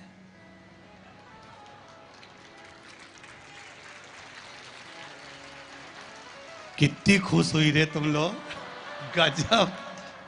केवल ये पत्नियों के लिए नहीं, पतियों से भी निवेदन है, झूठ ना बोले। पत्नी पति से, पति पत्नी से झूठ ना बोले। और एक निवेदन करूंगा मेरे घर की बेटियों से, क्योंकि आप मेरे घर की बेटी हो, भारत की भूमि पर जन्म ली हो, और भारत की भूमि पर जो बेटियां जन्म लेती हैं वो मेरे ही घर की बेटी कहलाती है। उनसे निवेदन करूंगा कि आप, मेरी बेटियों से निवेदन है, सबसे झूठ बोल लेना, पर जिस माँ ने तुमको कोख में रखा और जिस पिता ने पूरी जिंदगी तुम्हारे ऊपर खर्च कर दी, कमा कर लगाने में, पढ़ाने में, उस माँ बाप से कभी झूठ मत बोलना, सत्य कह दो कि ये बात है।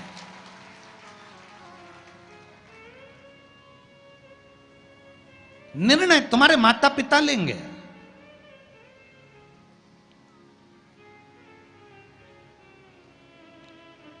गणेश जी महाराज की शादी होना थी, घर में बड़े कौन थे? शंकर जी के, कार्तिक है।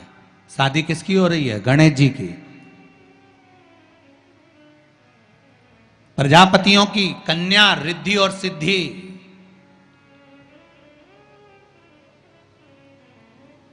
जब देव ऋषि नारद ने कहा प्रजापति से बेटियों का विवाह नहीं करना है, करना है, पर मैंने अभी बेटियों से पूछा नहीं है। विवाह के लिए मुझे बेटियों से तो बात करना पड़ेगी ना कि बेटियां, विवाह करना है मुझे तुम्हारा। बेटियों ने अपने पिताजी से कहा, पिताजी हम भी विवाह करने को तैयार हैं, पर बात इतनी सी है कि हम विवाह तो कर लेंगे, पर बात केवल एक तत्व की है कि पिताजी हम विवाह तो करें, पर हम दोनों का जन्म एक साथ हुआ है, इसलिए विवाह भी एक ही लड़के से करेंगे। ठीक है। दूसरा, हमें मीठा खाने का शौक है, लड़का भी ऐसा होना चाहिए कि उसको भी मीठा खाने का शौक। ठीक है। हम दोनों बहन धीरे धीरे बात करती हैं, उसके कान ऐसे होना चाहिए कि वो हमारी धीमी बात को भी सुन ले। ठीक है। हम जब भोजन बनाएं, आवाज लगाने की जरूरत नहीं पड़े, सुगंध नाक में जाए और दौड़ के आ जाए, ऐसा तुम्हारा दामाद होना चाहिए। ठीक है। और जहां बैठे तो लगे कि जमाई साहब बैठे हैं, उठ उठ के नी भागे, ऐसा दामाद होना चाहिए। तो देव ऋषि नारद ने पूछा तुम्हारी लड़कियों के लिए कैसा लड़का चाहिए, तो क्या बेटियों ने बताया ऐसा ढूंढ लो, तो ढूंढ लिया और एक ही मिला।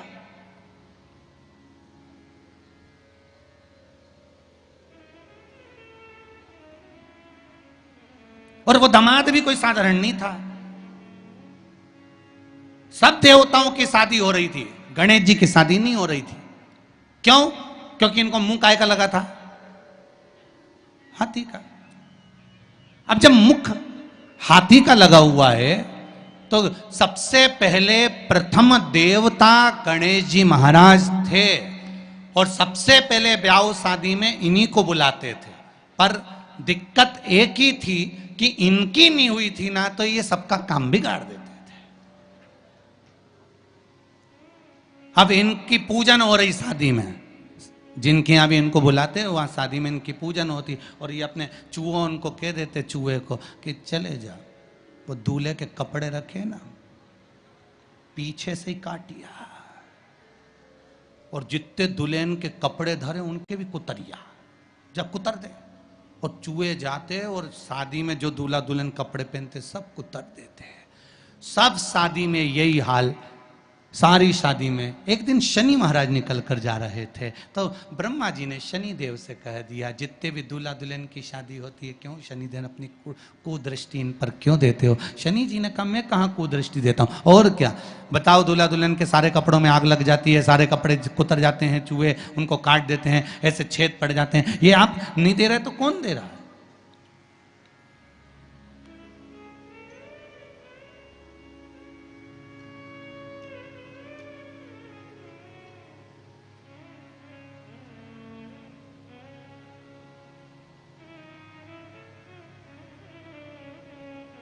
अगर ये नहीं देंगे तो कौन देगा? शनि महाराज अच्छी बात नहीं है। शनि देवता ने कहा नहीं नहीं नहीं नहीं, मैं नहीं करता। फिर मालूम पड़ा श्री गणेश जी महाराज करते हैं। तो सबसे पहले ब्याह गणेश जी का पक्का करा कि भैया ये इसका ब्याह पहले होना चाहिए। और सब कुछ गणेश जी में था। कान भी ऐसे थे बड़े बड़े कि सुनाई भी अच्छे से दे जाता। नाक भी ऐसी थी कि यहां बैठे वहां से सूंघ लेते। और दामाद भी ऐसा था कि एक बार बैठ गया तो 10 दिन उठता ही नहीं था। कोई साधारण थे?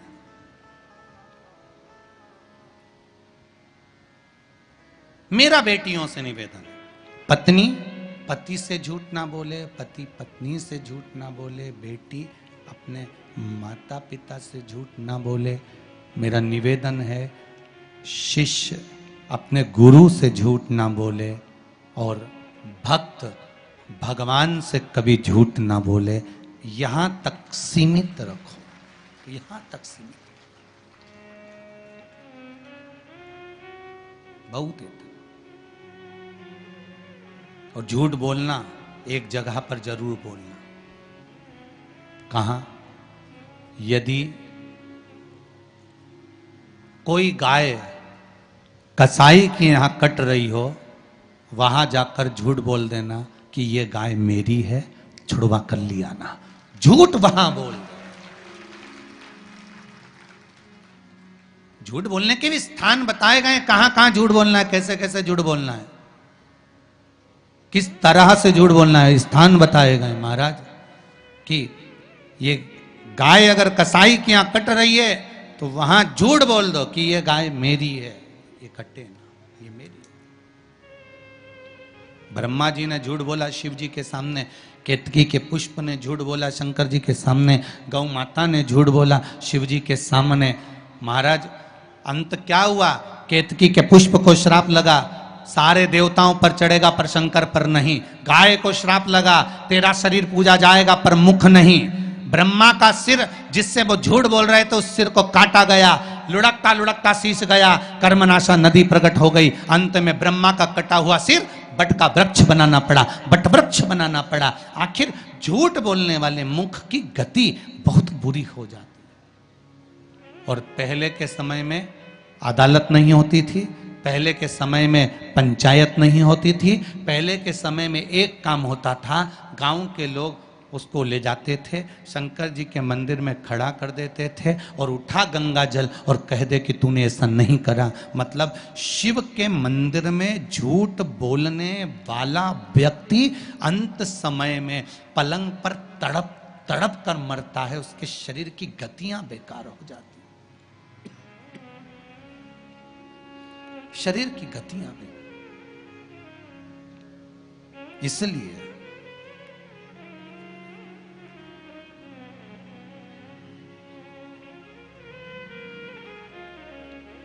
शिव पुराण कह रहे हैं, दाता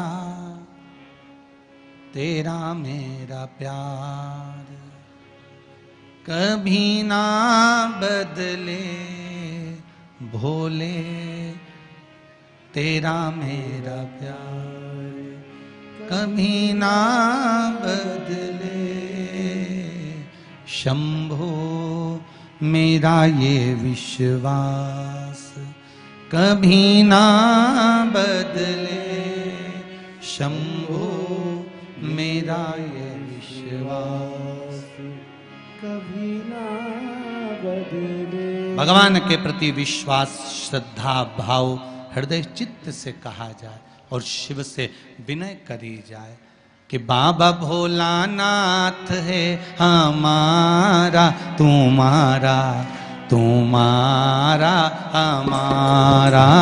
बाबा भोला कह रहा है, आनंद कह रहा है कि जीवन में अगर आप भगवान शिव को कुछ समर्पित कर रहे हो, जीवन में कुछ आप चढ़ा रहे हो, शिव भक्ति में अगर लीन हो तो उसका एक सुख, एक आनंद ही दूसरा। झूठ ना बोले, बोलो, मना नहीं, पर किसी गौ माता की रक्षा करना हो, राष्ट्र का उत्थान करना हो तो चलेगा। आगे चरित्र आया है भगवान शंकर का पावन, और भगवान शिव के पावन चरित्र का वर्णन किया। शंख मुनि शिवजी के मंदिर में जल चढ़ाकर लौट रहे थे।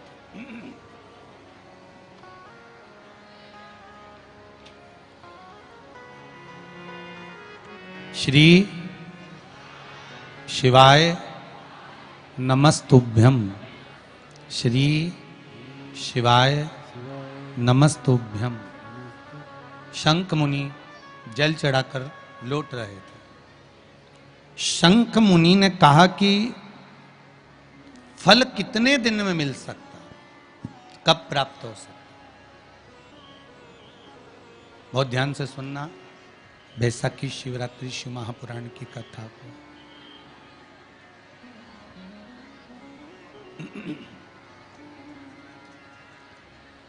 फल कितने दिन में मिल सकता है, कब प्राप्त हो सकता है, कैसे मिलेगा? शिव पुराण कह रही है।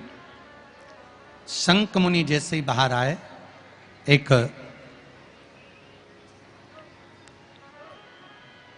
सामने से सर्प निकल कर जा रहा था।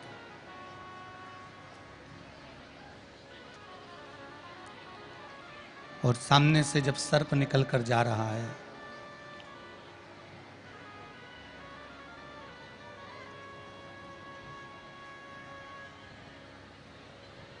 जब सामने से सर्प निकल कर जा रहा है, शंख मुनि को देखकर सर्प ने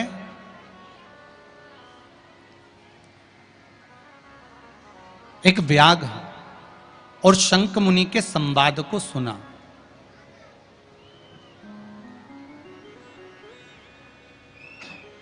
जिस संवाद में शंख मुनि व्याघ्र को बैसाख महीने की शिवरात्रि का वर्णन कर रहे हैं। बैसाख महीने की शिवरात्रि का वर्णन कर रहे हैं।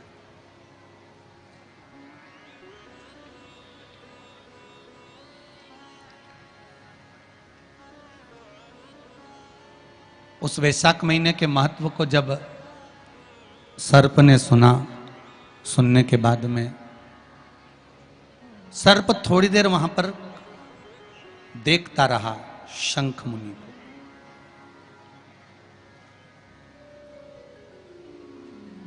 कुछ देर बाद जब शंख मुनि वहां से जाने लगे, शंख मुनि जब वहां से जाने लगे तो सर्प ने आवाज लगाई। शंख मुनि को लगा कि ये सर्प है और सांप कहां ये वाणी बोल पाता है, मनुष्य की वाणी को कैसे बोल पाएगा? इस मनुष्य की वाणी को कैसे सर्प बोल सकता? पर सर्प ने आवाज लगाई, शंख मुनि रुके। तो शंख मुनि ने उस सर्प से पूछा कि क्या बात है?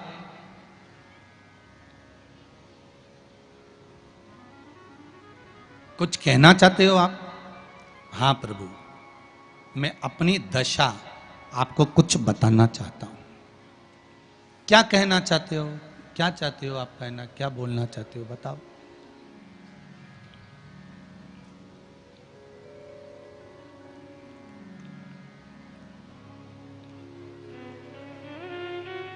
क्या बोलना चाहते हो? बोलिए। तो कहा महाराज, पूर्व समय में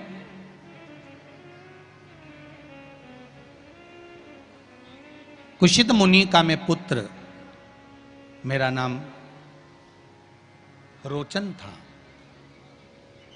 मैं कुशित मुनि का पुत्र था, मेरा नाम रोचन था। महाराज,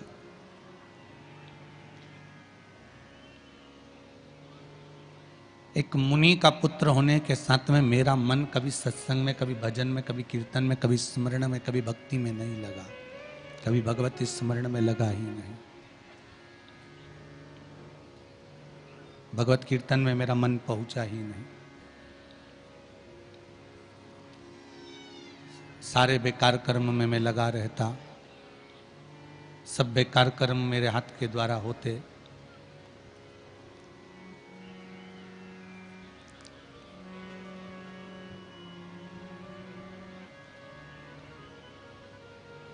चोरी मैं करता, छल मैं करता, बेईमानी मैं करता, कपट में करता, निंदा में करता, बुराई में करता।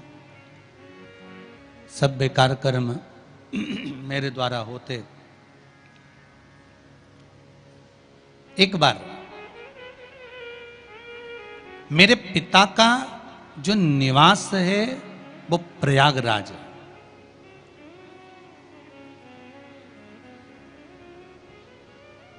आप किस जगह पर रह रहे हो और वहां की धरा क्या कह रही है?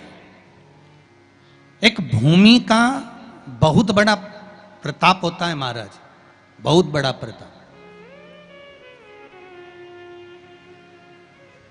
क्यों कहते हैं कि 12 ज्योतिर्लिंग जहां पर भगवान शिव विराजमान हैं, ऐसे 12 ज्योतिर्लिंग की भूमि में जाकर एक रात्रि विश्राम करना चाहिए।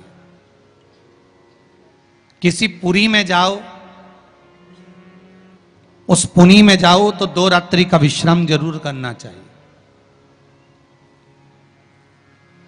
किसी तीर्थ में जाओ तो इस तीर्थ में जाकर पवित्र नदियों के जल का सींचन, भले आप स्नान करें ना करें, पर पवित्र नदियों के जल का सींचन होना चाहिए।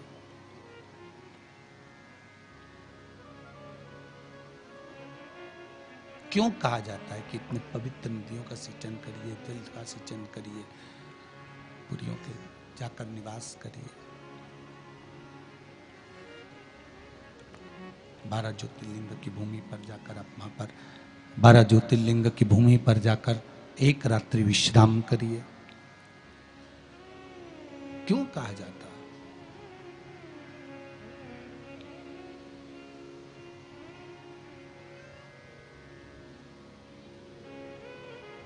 काम, लोभ, आसक्ति, वासना, तृष्णा, मोह, प्रपंच, ये सब जब हम किसी 12 ज्योतिर्लिंग की भूमि पर जाकर एक रात्रि विश्राम कर कर जब भगवान शंकर के नाम का स्मरण करते हैं, पूजन करते हैं, भक्ति करते हैं, भजन करते हैं, कीर्तन करते हैं, मंत्र जाप करते हैं, नाम जाप करते हैं, तब इस शरीर के द्वारा वो रात्रि भर विश्राम करने पर हमारे भीतर का जो ताप है, पाप है, लोभ है, आसक्ति है, तृष्णा है, वासना है, अहम है, ये सब निकल कर बाहर हो जाता है।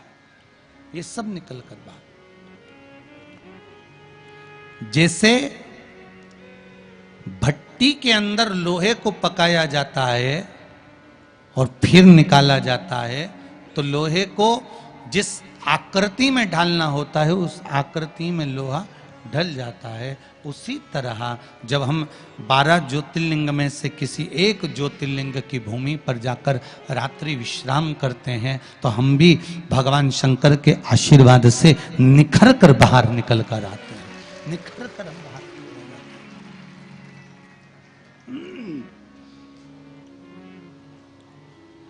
हम निखर कर बाहर की ओर आ जाते हैं। हमारी मन की, हृदय की, चित्त की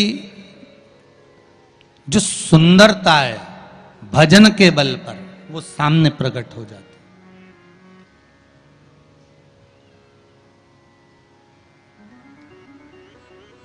वो सम्मुख में प्रकट हो जाती है।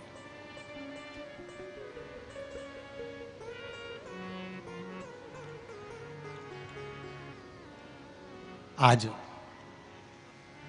प्रयागराज में मेरे पिता कुशंद मुनि का निवास था। मैं रोचन उसी भूमि पर निवास करता था। एक बार त्रिवेणी संगम पर जयंत नाम के एक ब्राह्मण आए और उन ब्राह्मण ने अपने बैसाख महत्म में यह वर्णन किया कि एक बेलपत्र का वृक्ष हो या पीपल का वृक्ष हो या तुलसी का पौधा हो या आंवले का वृक्ष हो या बट वृक्ष हो, उस वृक्ष के नीचे बैसाख के महीने में जो जल समर्पित करा जाता है, उस जल की पुण्याई इतनी प्रबल हो जाती है कि व्यक्ति के जीवन में जितना पाप कर्म करा होता है वो सब निष्फल हो जाता है, वो सब समाप्त हो जाता है।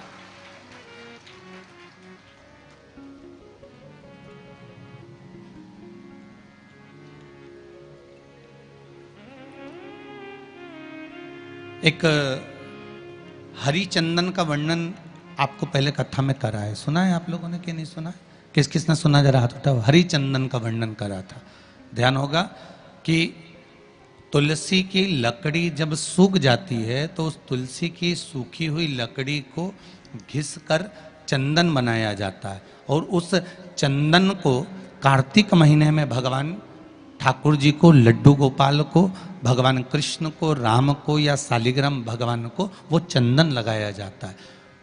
तो उस चंदन की महत्वता इतनी प्रबल होती है, उस चंदन की इतनी प्रबल महत्वता होती है कि उस चंदन को जब हम भगवान पर लगाते हैं और लगाया हुआ चंदन हमारे हाथ में जो रह जाता है उसको संभाल कर रख लेते हैं। वही चंदन जब किसी बच्चे को निमोनिया हो जाता है या ठंड की शिकायत हो जाती है या उसकी श्वास चलने लगती है या उसका दम भराने लगता है, बच्चा की पसली चलने लगती है, तब केवल उस चंदन को कंठ पर लगा दिया जाता है तो 20 से 25 मिनट के अंदर वो बच्चा ठीक हो जाता है।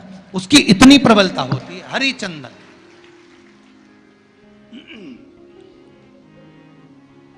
शंभु शंभु हरिचंदन की इतनी महत्वता होती है। अब तुलसी की जड़ को घिसकर उसका चंदन बनाकर भगवान को लगाना, वो हरिचंदन। उसी तरह यहां जयंत के मुख से, जयंत ब्राह्मण के मुख से सुना जा रहा है कि बैसाख महीने में पवित्र वृक्ष के जड़ में 1 लोटा जल समर्पित कर देने पर और वहां की जो रज है उसको मस्तक पर चढ़ा लेने पर 84 लाख योनियों से मुक्ति मिल जाती है। 84 लाख योनियों से। आप में से कितनी माताएं या कितने भाई लोग बैठे हैं जो शंकर जी के मंदिर पर जाते हैं और मंदिर पर जब जाते हैं वापिस जब लौट कर आते हैं तो मंदिर की चौखट का स्पर्श कर कर अपने मस्तिष्क पर उस रज को लगाते हैं? आप में से कितने लोग हैं? हैं बहुत सारे? ठीक है। अब जितने लोगों ने हाथ उठाया और नियम से अगर शंकर मंदिर की दरवाजे की चौखट पर भगवान शंकर को जल चढ़ाने के बाद जब आप लौट कर आ रहे हैं और उनकी चौखट पर आपने हाथ फेर कर अपने मस्तिष्क पर उस रज को लगाया है, वो धीरे धीरे अपने भाग्य की ओर देखते हैं। तारीख लिख लेना कि मैंने इतनी तारीख से मंदिर जाना चालू करा, इतनी तारीख से मैं ये काम कर रहा हूं और इतनी तारीख तक मुझे ये फल की अनुभूति हुई। ये देखिए उस एक बेलपत्री और चंदन का फल किसी ने भेजा है, देखिए जरा। एक्सरे भी लगा दिया हो, पर हम डॉक्टर नहीं हैं।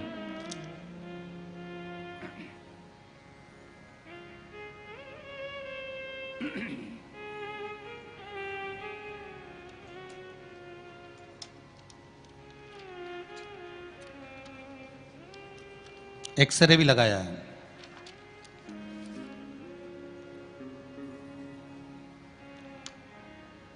मेरा नाम गोपाल परवाल है, पोरवाल है। अरिहंत परिसर कालका माता मंदिर के पीछे रतलाम से हूं मैं। कहीं बैठे हो आप ही हैं? दोनों हाथ हिला दीजिए एक बार। हर हर महादेव। गुरुदेव, मेरे गले की हड्डी और टॉन्सिल बढ़ी गई थी। मैं 3 साल से बहुत परेशान हो रहा था। मैंने बहुत इलाज करवाया। मैंने 1 साल पहले मैंने 1 साल पहले बड़ौदा के नरियाद में गले के जो स्पेशलिस्ट हैं उनको भी दिखाया, पर कोई फायदा नहीं हुआ। मैंने अभी फिर से 9/3/2022 को, तीसरा महीना मतलब अभी कौन सा चल रहा है, चौथा, 9 तारीख तीसरा महीना 2022 को इंदौर के बॉम्बे हॉस्पिटल में बताया। वहां के डॉक्टर ने ऑपरेशन का बोल दिया था, कहा था कि ऑपरेशन कराना पड़ेगा तभी जाकर ठीक हो पाएगा। गुरुदेव, मेरे घर पर लॉकडाउन से आपको कथा चलती है और कथा में आपके श्रीमुख से मैंने कई बार सुना था कि शिवलिंग पर 1 लोटा जल चढ़ाने से कितना फायदा होता है। शिवलिंग पर चढ़ी बेलपत्र को खाने से बड़ी से बड़ी बीमारी दूर होती है। इसलिए मैंने शिवलिंग पर 1 लोटा जल और 1 बेलपत्र खाना शुरू कर दिया। उसका फायदा ये हुआ कि गुरुजी, मैं 19 तारीख को चौथे महीने में, कौन सा महीना चल रहा है अभी, चौथा, तीसरे महीने से प्रयोग करना चालू करा। चौथे महीने 19/4/2022 को इंदौर के बॉम्बे हॉस्पिटल में डॉक्टरों को दिखाने के लिए गया तो डॉक्टर ने ऑपरेशन करने से मना कर दिया और कहा तुम्हें आराम लगना चालू हो गया। उसका एक्सरा भी मैंने लगाया है जो यहां पर है। ये शिव कथा है, ये शिव महापुराण। विराजिए, बैठिए। हर हर महादेव। शंकर का अनुमोदन, शंकर का स्मरण, शिव भक्ति, शंकर की भक्ति, शिव की भक्ति आप जिस भाव से, जिस हृदय से, चित्त से, मन से, दिल से करते हो, शिव आपके लिए वो कामना पूर्ण करता ही है। मेरा ओघड़दानी है मेरा शंकर, मेरा शिव ओघड़दानी है। शंभो शरणे पड़ी मांगू घड़ी रे घड़ी, दुख काटो दया करी ने दर्शन आपो। भगवान शिव से दिल से कहो।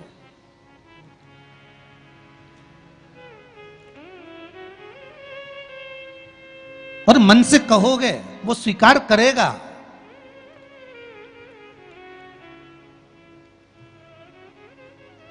एक बेलपत्री के महत्व को समझना है हमको। केवल एक बेलपत्र। और मेरा कई मंदिरों से, और मंदिर के अगर कई ट्रस्टी बैठे हो उनसे सबसे निवेदन है, जो बेलपत्र ज्यादा चढ़ गई हो उसको सुखा लो, पाउडर बनाओ, पुड़िया बनाओ और प्रसाद के रूप में बांटना प्रारंभ करिए। आप उसका फल देखोगे तो आनंद की अनुभूति हो जाएगी। हमें फेंकना नहीं है, हमें उसको निर्माल्य में डालना नहीं, हमें उसको किसी नदी तालाब में ले जाकर पटकना, हमें उसको जल को समझना है, हमको उसको जल से महत्व को समझना है।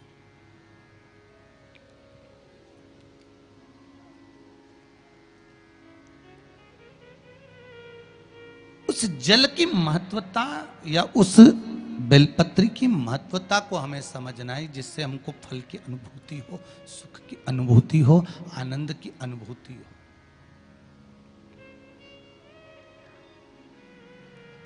महाराज, मैंने जयंत ब्राह्मण के मुख से कथा सुनी, जल के महत्व को सुना। पवित्र वृक्ष के जड़ में जल चढ़ाने के महत्व को मैंने श्रवण किया। जल के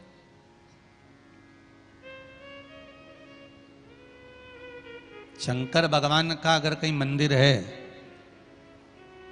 आपके नजदीक में, कहीं पर भी अगर मंदिर है, उसके मात्र शिखर का दर्शन भी आप कर रहे हो ना, उसमें भी आपको सुख का अनुभव हो जाएगा। अभी किसी ने कहा, गुरुजी वो राजस्थान में 300 साल पुराना शिव मंदिर तोड़ दिया, उसके लिए आप कुछ नहीं कहोगे? आप शंकर की कथा करते हो, शिव जी का इतना वर्णन करते हो, शिव मंदिर तोड़ा गया, आप कुछ नहीं कहोगे? हमने काम कहकर क्या करेंगे? वो तोड़ते रहें, हम बनाते रहेंगे, उसमें क्या टेंशन?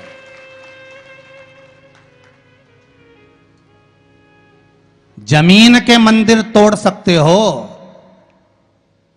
पर ये सनातनियों के दिल में जो मंदिर बन गया उसको कैसे तोड़ोगे महाराज? कैसे तोड़ोगे?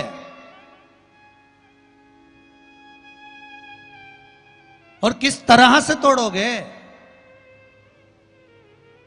हमारा तो केवल इतना सा निवेदन था, मंदिर तोड़ना ही था तो कम से कम उसके अंदर जो धरोहर रखी थी 300 वर्ष पुरानी, जिसको पुरातत्व विभाग को देना था, मेरे शंकर, कार्तिकेय, मां, गणेश जी, उनको धीरे से नीचे से हाथ जोड़कर उखाड़ लेते, निकाल लेते और उसको पुरातत्व विभाग को ही दे देते तो भी दिल में प्रसन्नता होती। पर जिसके कर्म का दंड जो भोगेगा। तोड़ो। पर आप लोगों से निवेदन एक है, सभी से, शंकर भगवान के प्रति श्रद्धा, विश्वास, भाव दिल से होना चाहिए। फिर निवेदन करूंगा मेरी जीजियों से, मेरी माताओं से, मेरे भाइयों से, नवयुवक बच्चों से, इतना सा निवेदन है, आप मंदिर भी नहीं जा सकते हैं ना, घर में रहकर भी आप सूर्य नारायण भगवान को जल चढ़ा सकते हो, वो भी नहीं कर सकते तो श्री शिवाय नमस्तुभ्यम मंत्र का जाप कर सकते हो, जिस मंत्र के बल पर आप शंकर को प्राप्त कर सकते हो, शिव को प्राप्त। ये जितने पत्र पढ़े, ये सब ये मंत्र के ही तो बल के हैं, और भी पढ़े अभी तो बहुत सारे हैं, और हम इनको लेकर कक्ष में नहीं जाते, इसी व्यासपीठ पर यहीं रखे रहते हैं, पढ़ सकते हो आप। और जिनको संशय हो, एक एक पत्र में मोबाइल नंबर भी रहते हैं, आप इकट्ठा कर लेना और बाद में भी फोन लगाकर पूछ लेना, कहीं सीओर वाले महाराज ने तो नहीं कह दिया था कि पत्र लिख के भेज दो। यही है, यहीं पड़ा हुआ है, यहीं रखा हुआ है। आप तो अपनी भक्ति में लगे रहो, स्मरण में लगे रहो, भक्ति के बल पर लगे रहो, जितना भगवान शिव का स्मरण कर सकते हो, भजन कर सकते हो, नाम जाप कर सकते हो, नाम कीर्तन कर सकते हो, करो और जीवन को सार्थक बनाने का प्रयास करो। जीवन की सार्थकता आपकी हो।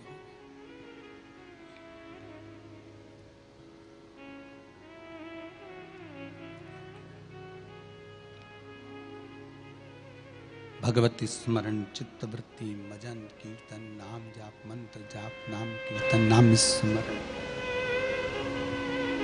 जीवन का सुख प्रदान कर देता है। जयंत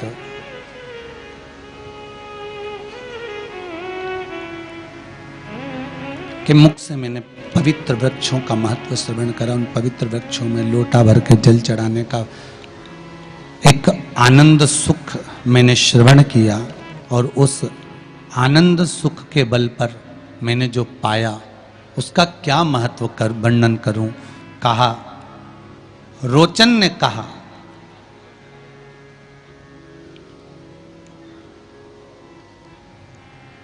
जब मुझे मालूम पड़ा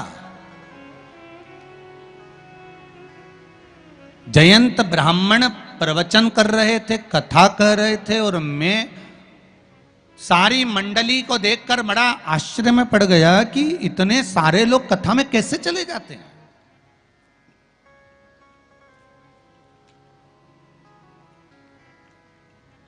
इतने सारे लोग कथा में कैसे पहुंच जाते हैं, कैसे चले गए, कैसे पहुंच गए।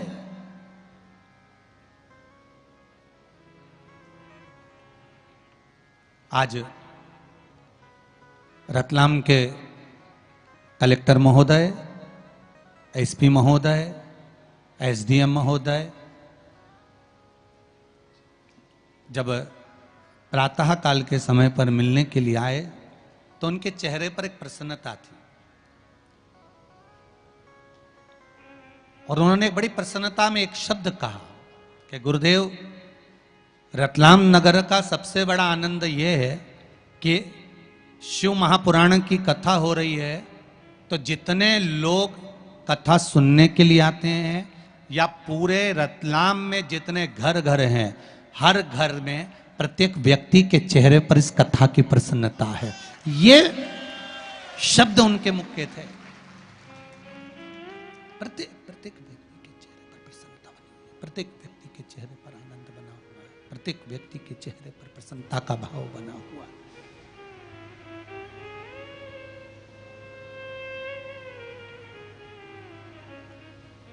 आज कथा 5 मिनट और बांचूंगा, विराम दूंगा। साउंड ठीक नहीं है, कल कथा में अगर साउंड ठीक रहेगा तो व्यासपीठ पर पहुंचूंगा।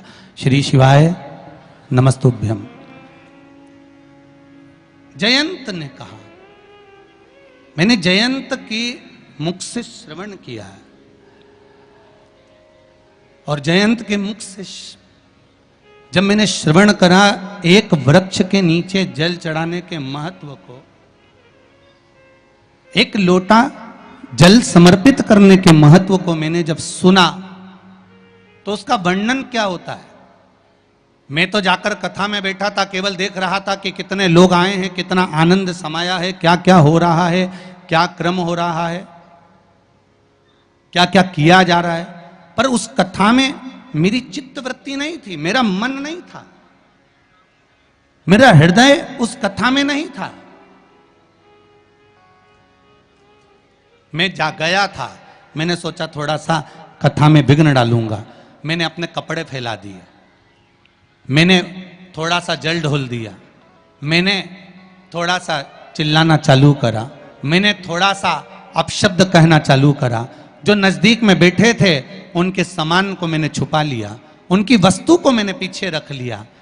तो यहां रोचन कह रहे हैं कि मेरी जो सर्प योनि हुई है, वो सर्प योनि पाने का केवल एक कारण है कि मैंने उस कथा में केवल विघ्न उत्पन्न करा। और फिर निवेदन करूंगा, अगर पाटीदार जी कथा करवा रहे हैं, आप सब लोग इस कथा के आनंद में विराजमान हैं, तो प्रयास करना कि कथा में जितनी देर हम बैठे इसमें कोई विघ्न ना आए। हम भगवान का नाम लेकर, स्मरण कर कर, भक्ति को धारण कर कर, भगवान के भजन को धारण कर कर अपनी चित्त वृत्ति में उतारें, और प्रयास करें कि उसमें कोई विघ्न उत्पन्न ना हो, उसमें कोई विघ्न ना हो। क्यों? उसका कारण होता है कि उस विघ्न को हम अगर डालते हैं तो हमको ही भोगना पड़ता है। तो यहां रोचन कर रहे हैं कि मैंने विघ्न डाला, और उसका कारण यह हुआ कि मुझे सर्प की योनि मिल गई। पर एक दिन मैंने उस जयंत ब्राह्मण के मुख से श्रवण कर लिया था कि बैसाख महीने में अगर शिवरात्रि पड़े और उस शिवरात्रि पर एक कलश का पात्र, लोटा तांबे का या मिट्टी में रखा हुआ जल पात्र में लेकर एक बेलपत्र का छोटा सा भाग उसमें छुआया हुआ, और फिर निवेदन कर रहा हूं, अगर बेलपत्र उस दिन नहीं मिले तो पात्र लेकर चले जाना मंदिर में। मंदिर में शंकर जी पे तो बेलपत्र चढ़ी होगी ना, अरे बोलो तो जरा, चढ़ी होगी ना। उसी बेलपत्र को धोकर फिर जल के पात्र में उसको छुआकर फिर शंकर भगवान को भाव से, दिल से जो चाहते हो, धन, वैभव, संपदा, सत्ता या रोग से मुक्ति, चाहे उदर से जुड़ी हो। हाँ, एक चीज का ध्यान करना, अगर संपदा के लिए, विवाह के लिए या विद्या के लिए या अन्य चीजों के लिए आप शिव जी को जल चढ़ा रहे हो तो उसके जल को उठाकर नहीं लाना है। और अगर रोग के लिए जल चढ़ा रहे हो कि मुझे ये तकलीफ है, घर में ये बीमारी चल रही है, या रोग चल रहा है, या किडनी का या लीवर का या कैंसर का या ब्लड प्रेशर का, तो जो जल तुमने समर्पित करा उसको लेकर आकर आचमन भी करना। कौन से दिन? जम के बोलो जरा। शिवरात्रि 29 तारीख को, यही महीने में जल समर्पित करना, जैसे इस पत्र में आया है, देखिए जरा।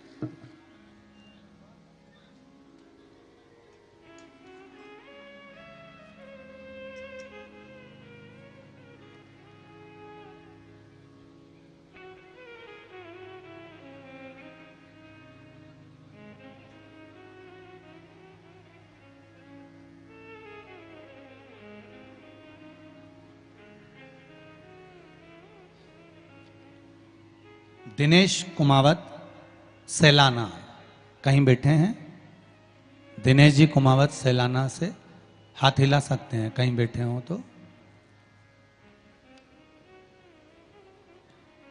दिनेश जी कुमावत सैलाना से अगर कहीं बैठे हो तो हाथ हिला दें। इन्होंने पत्र में लिखा है, गुरुदेव भगवान शंकर पर 1 लोटा जल प्रतिदिन अर्पित करने की महिमा मैंने जानी है। मैं रतलाम का निवासी हूं, जिला रतलाम सैलाना का निवासी हूं। गुरुदेव पिछले 2 वर्ष से सीपीसीटी की परीक्षा दे रहा था, परंतु 2-3 नंबर से रह जाता था। इस बार मैंने आपका बताया हुआ बेलपत्र पर शहद लगाकर शिव को चिपकाकर फिर परीक्षा देने गया। पेपर कठिन होने के बाद भी मुझे 90% अंक प्राप्त हुए और रतलाम का ही कॉलेज प्राप्त हुआ। ये पत्र, ये शिव भक्ति है। आप शंकर भगवान को जो समर्पित कर रहे हो, शिव को जो दे रहे हो। एक पत्र और है बड़ा सुंदर, देखिए।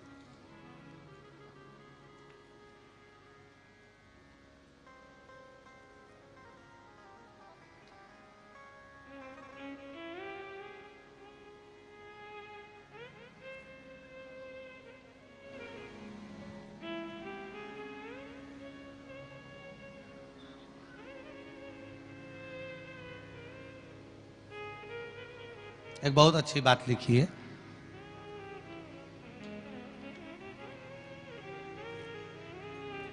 कि घर के जब बुजुर्ग आशीर्वाद देते हैं तो एक ही बात क्यों कहते हैं कि पुत्र भाव। भगवान तुझे अच्छा बेटा दे, पुत्र दे, छोरा दे। कभी भी घर के लोग ये आशीर्वाद क्यों नहीं देते कि भगवान तेरे को अच्छी बेटी दे, अच्छी पुत्री दे। बहुत अच्छी बात लिखी है।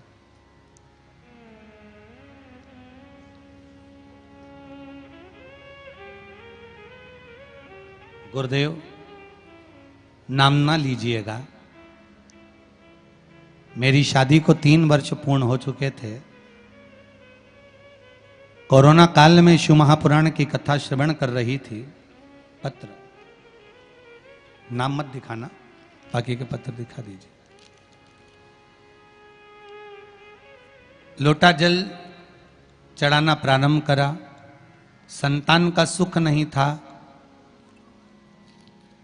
परिवार के लोग यही चाहते थे कि हमेशा एक ही लक्ष्य था कि बेटा हो, बेटा हो। अब गर्भ में कौन बैठा गुरुदेव, किसको मालूम कि पुत्र है कि पुत्री है। पर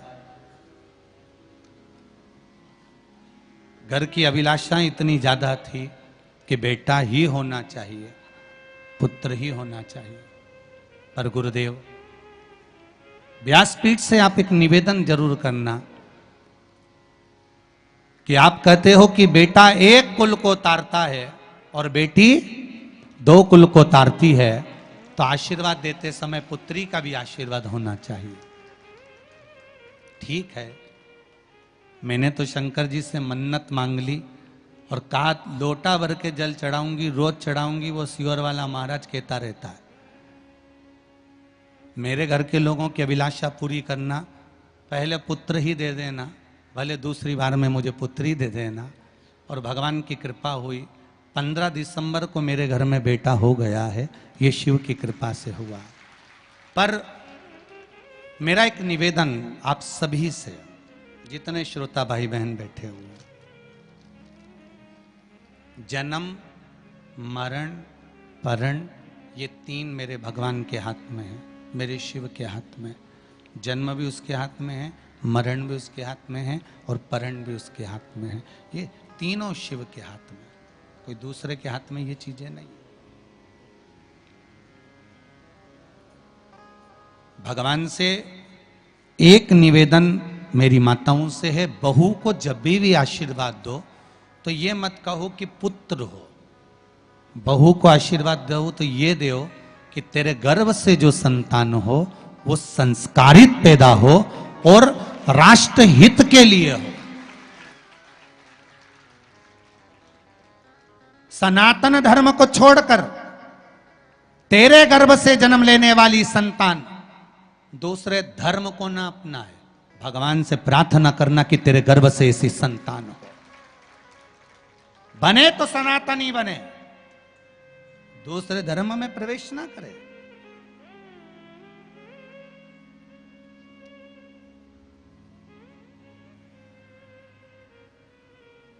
भगवान की भक्ति में रमने वाला चाहिए, भगवान का स्मरण करने वाला चाहिए, नाम कीर्तन करने वाला चाहिए।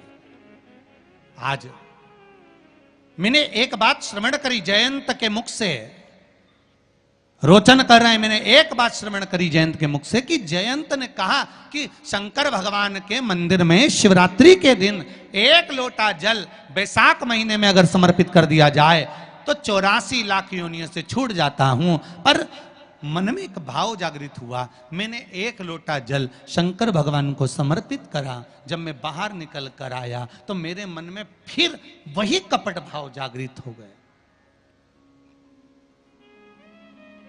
जैसा मैंने कथा के पंडाल में जाकर कहा था, जैसे मैंने कथा के पंडाल में जाकर कहा था करा कि कपड़े फैला दिए, पानी डोल दिया, कथा नहीं सुनने दी, बैग छुपा दिया, सामान छुपा दिया, वही की वही मेरे कथा के भाव में जो भाव उत्पन्न हुआ था वही की वही मंदिर से जब जल चढ़ाकर आ रहा था, जल चढ़ाकर जब निकल रहा था तो मेरे भीतर फिर वही भाव जागृत हो गया। और मैंने क्या करा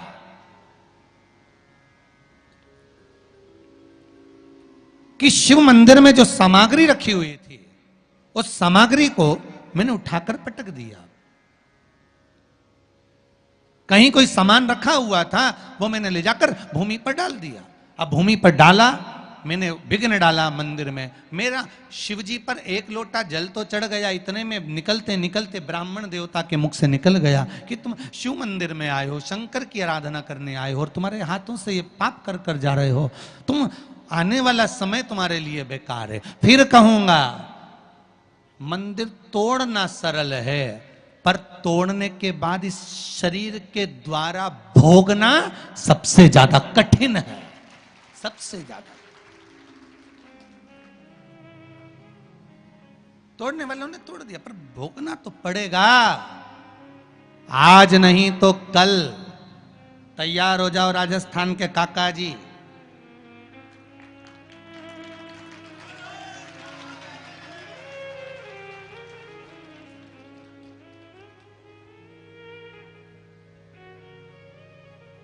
बहुत सारे रिश्तेदार मिल रहे हैं हमारे, है हर कथा में कोई ना कोई एक रिश्तेदार मिल जाता है, भगवान की बड़ी कृपा है, शिव जी की। भोगना तो पड़ेगा। कुर्सी का, सत्ता का सदुपयोग वही है जहां पर धर्म है, संस्कार है, संस्कृति है, वहां पर कुर्सी और सत्ता का सदुपयोग है।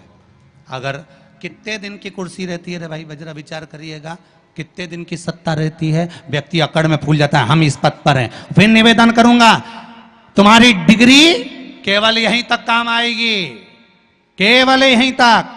डॉक्टर की डिग्री ऊपर नहीं चलने वाली रे, इंजीनियर की डिग्री ऊपर नहीं चलेगी, चाहे कलेक्टर हो, एसपी हो, डीएसपी हो, थानेदार हो, मंत्री हो, संतरी हो, कलंतरी हो, चाहे कोई भी हो, जिस पद पर हो तुम्हारी डिग्रियां केवल यही काम आएगी। ऊपर तो ये डिग्री काम आएगी कि 7 दिन की शिव महापुराण से क्या लेकर गया।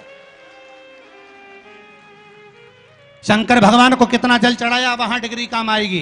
किसी बहन बेटी को घर से धक्कर मार कर निकाला, ये डिग्री वहां काम आएगी। किसी भूखे को भोजन कराया, प्यासे को पानी पिलाया, ये डिग्री वहां काम आएगी। वहां तुम्हारी ये डिग्रियां काम नहीं आएगी कि तुमने यहां पर कितने % इकट्ठा करा, ये तो सब छोड़ जाना है।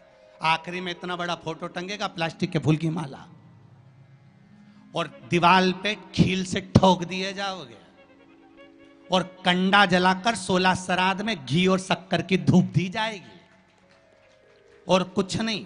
अभी खा लो बादाम, बाद में तो शक्कर और घी मिलना है। और श्वास की बीमारी में मर गए, उसके बाद भी कंडे की धुआं देंगे कि और मर ले जा। ना छोड़ने वाले। इसलिए सावधान इंडिया।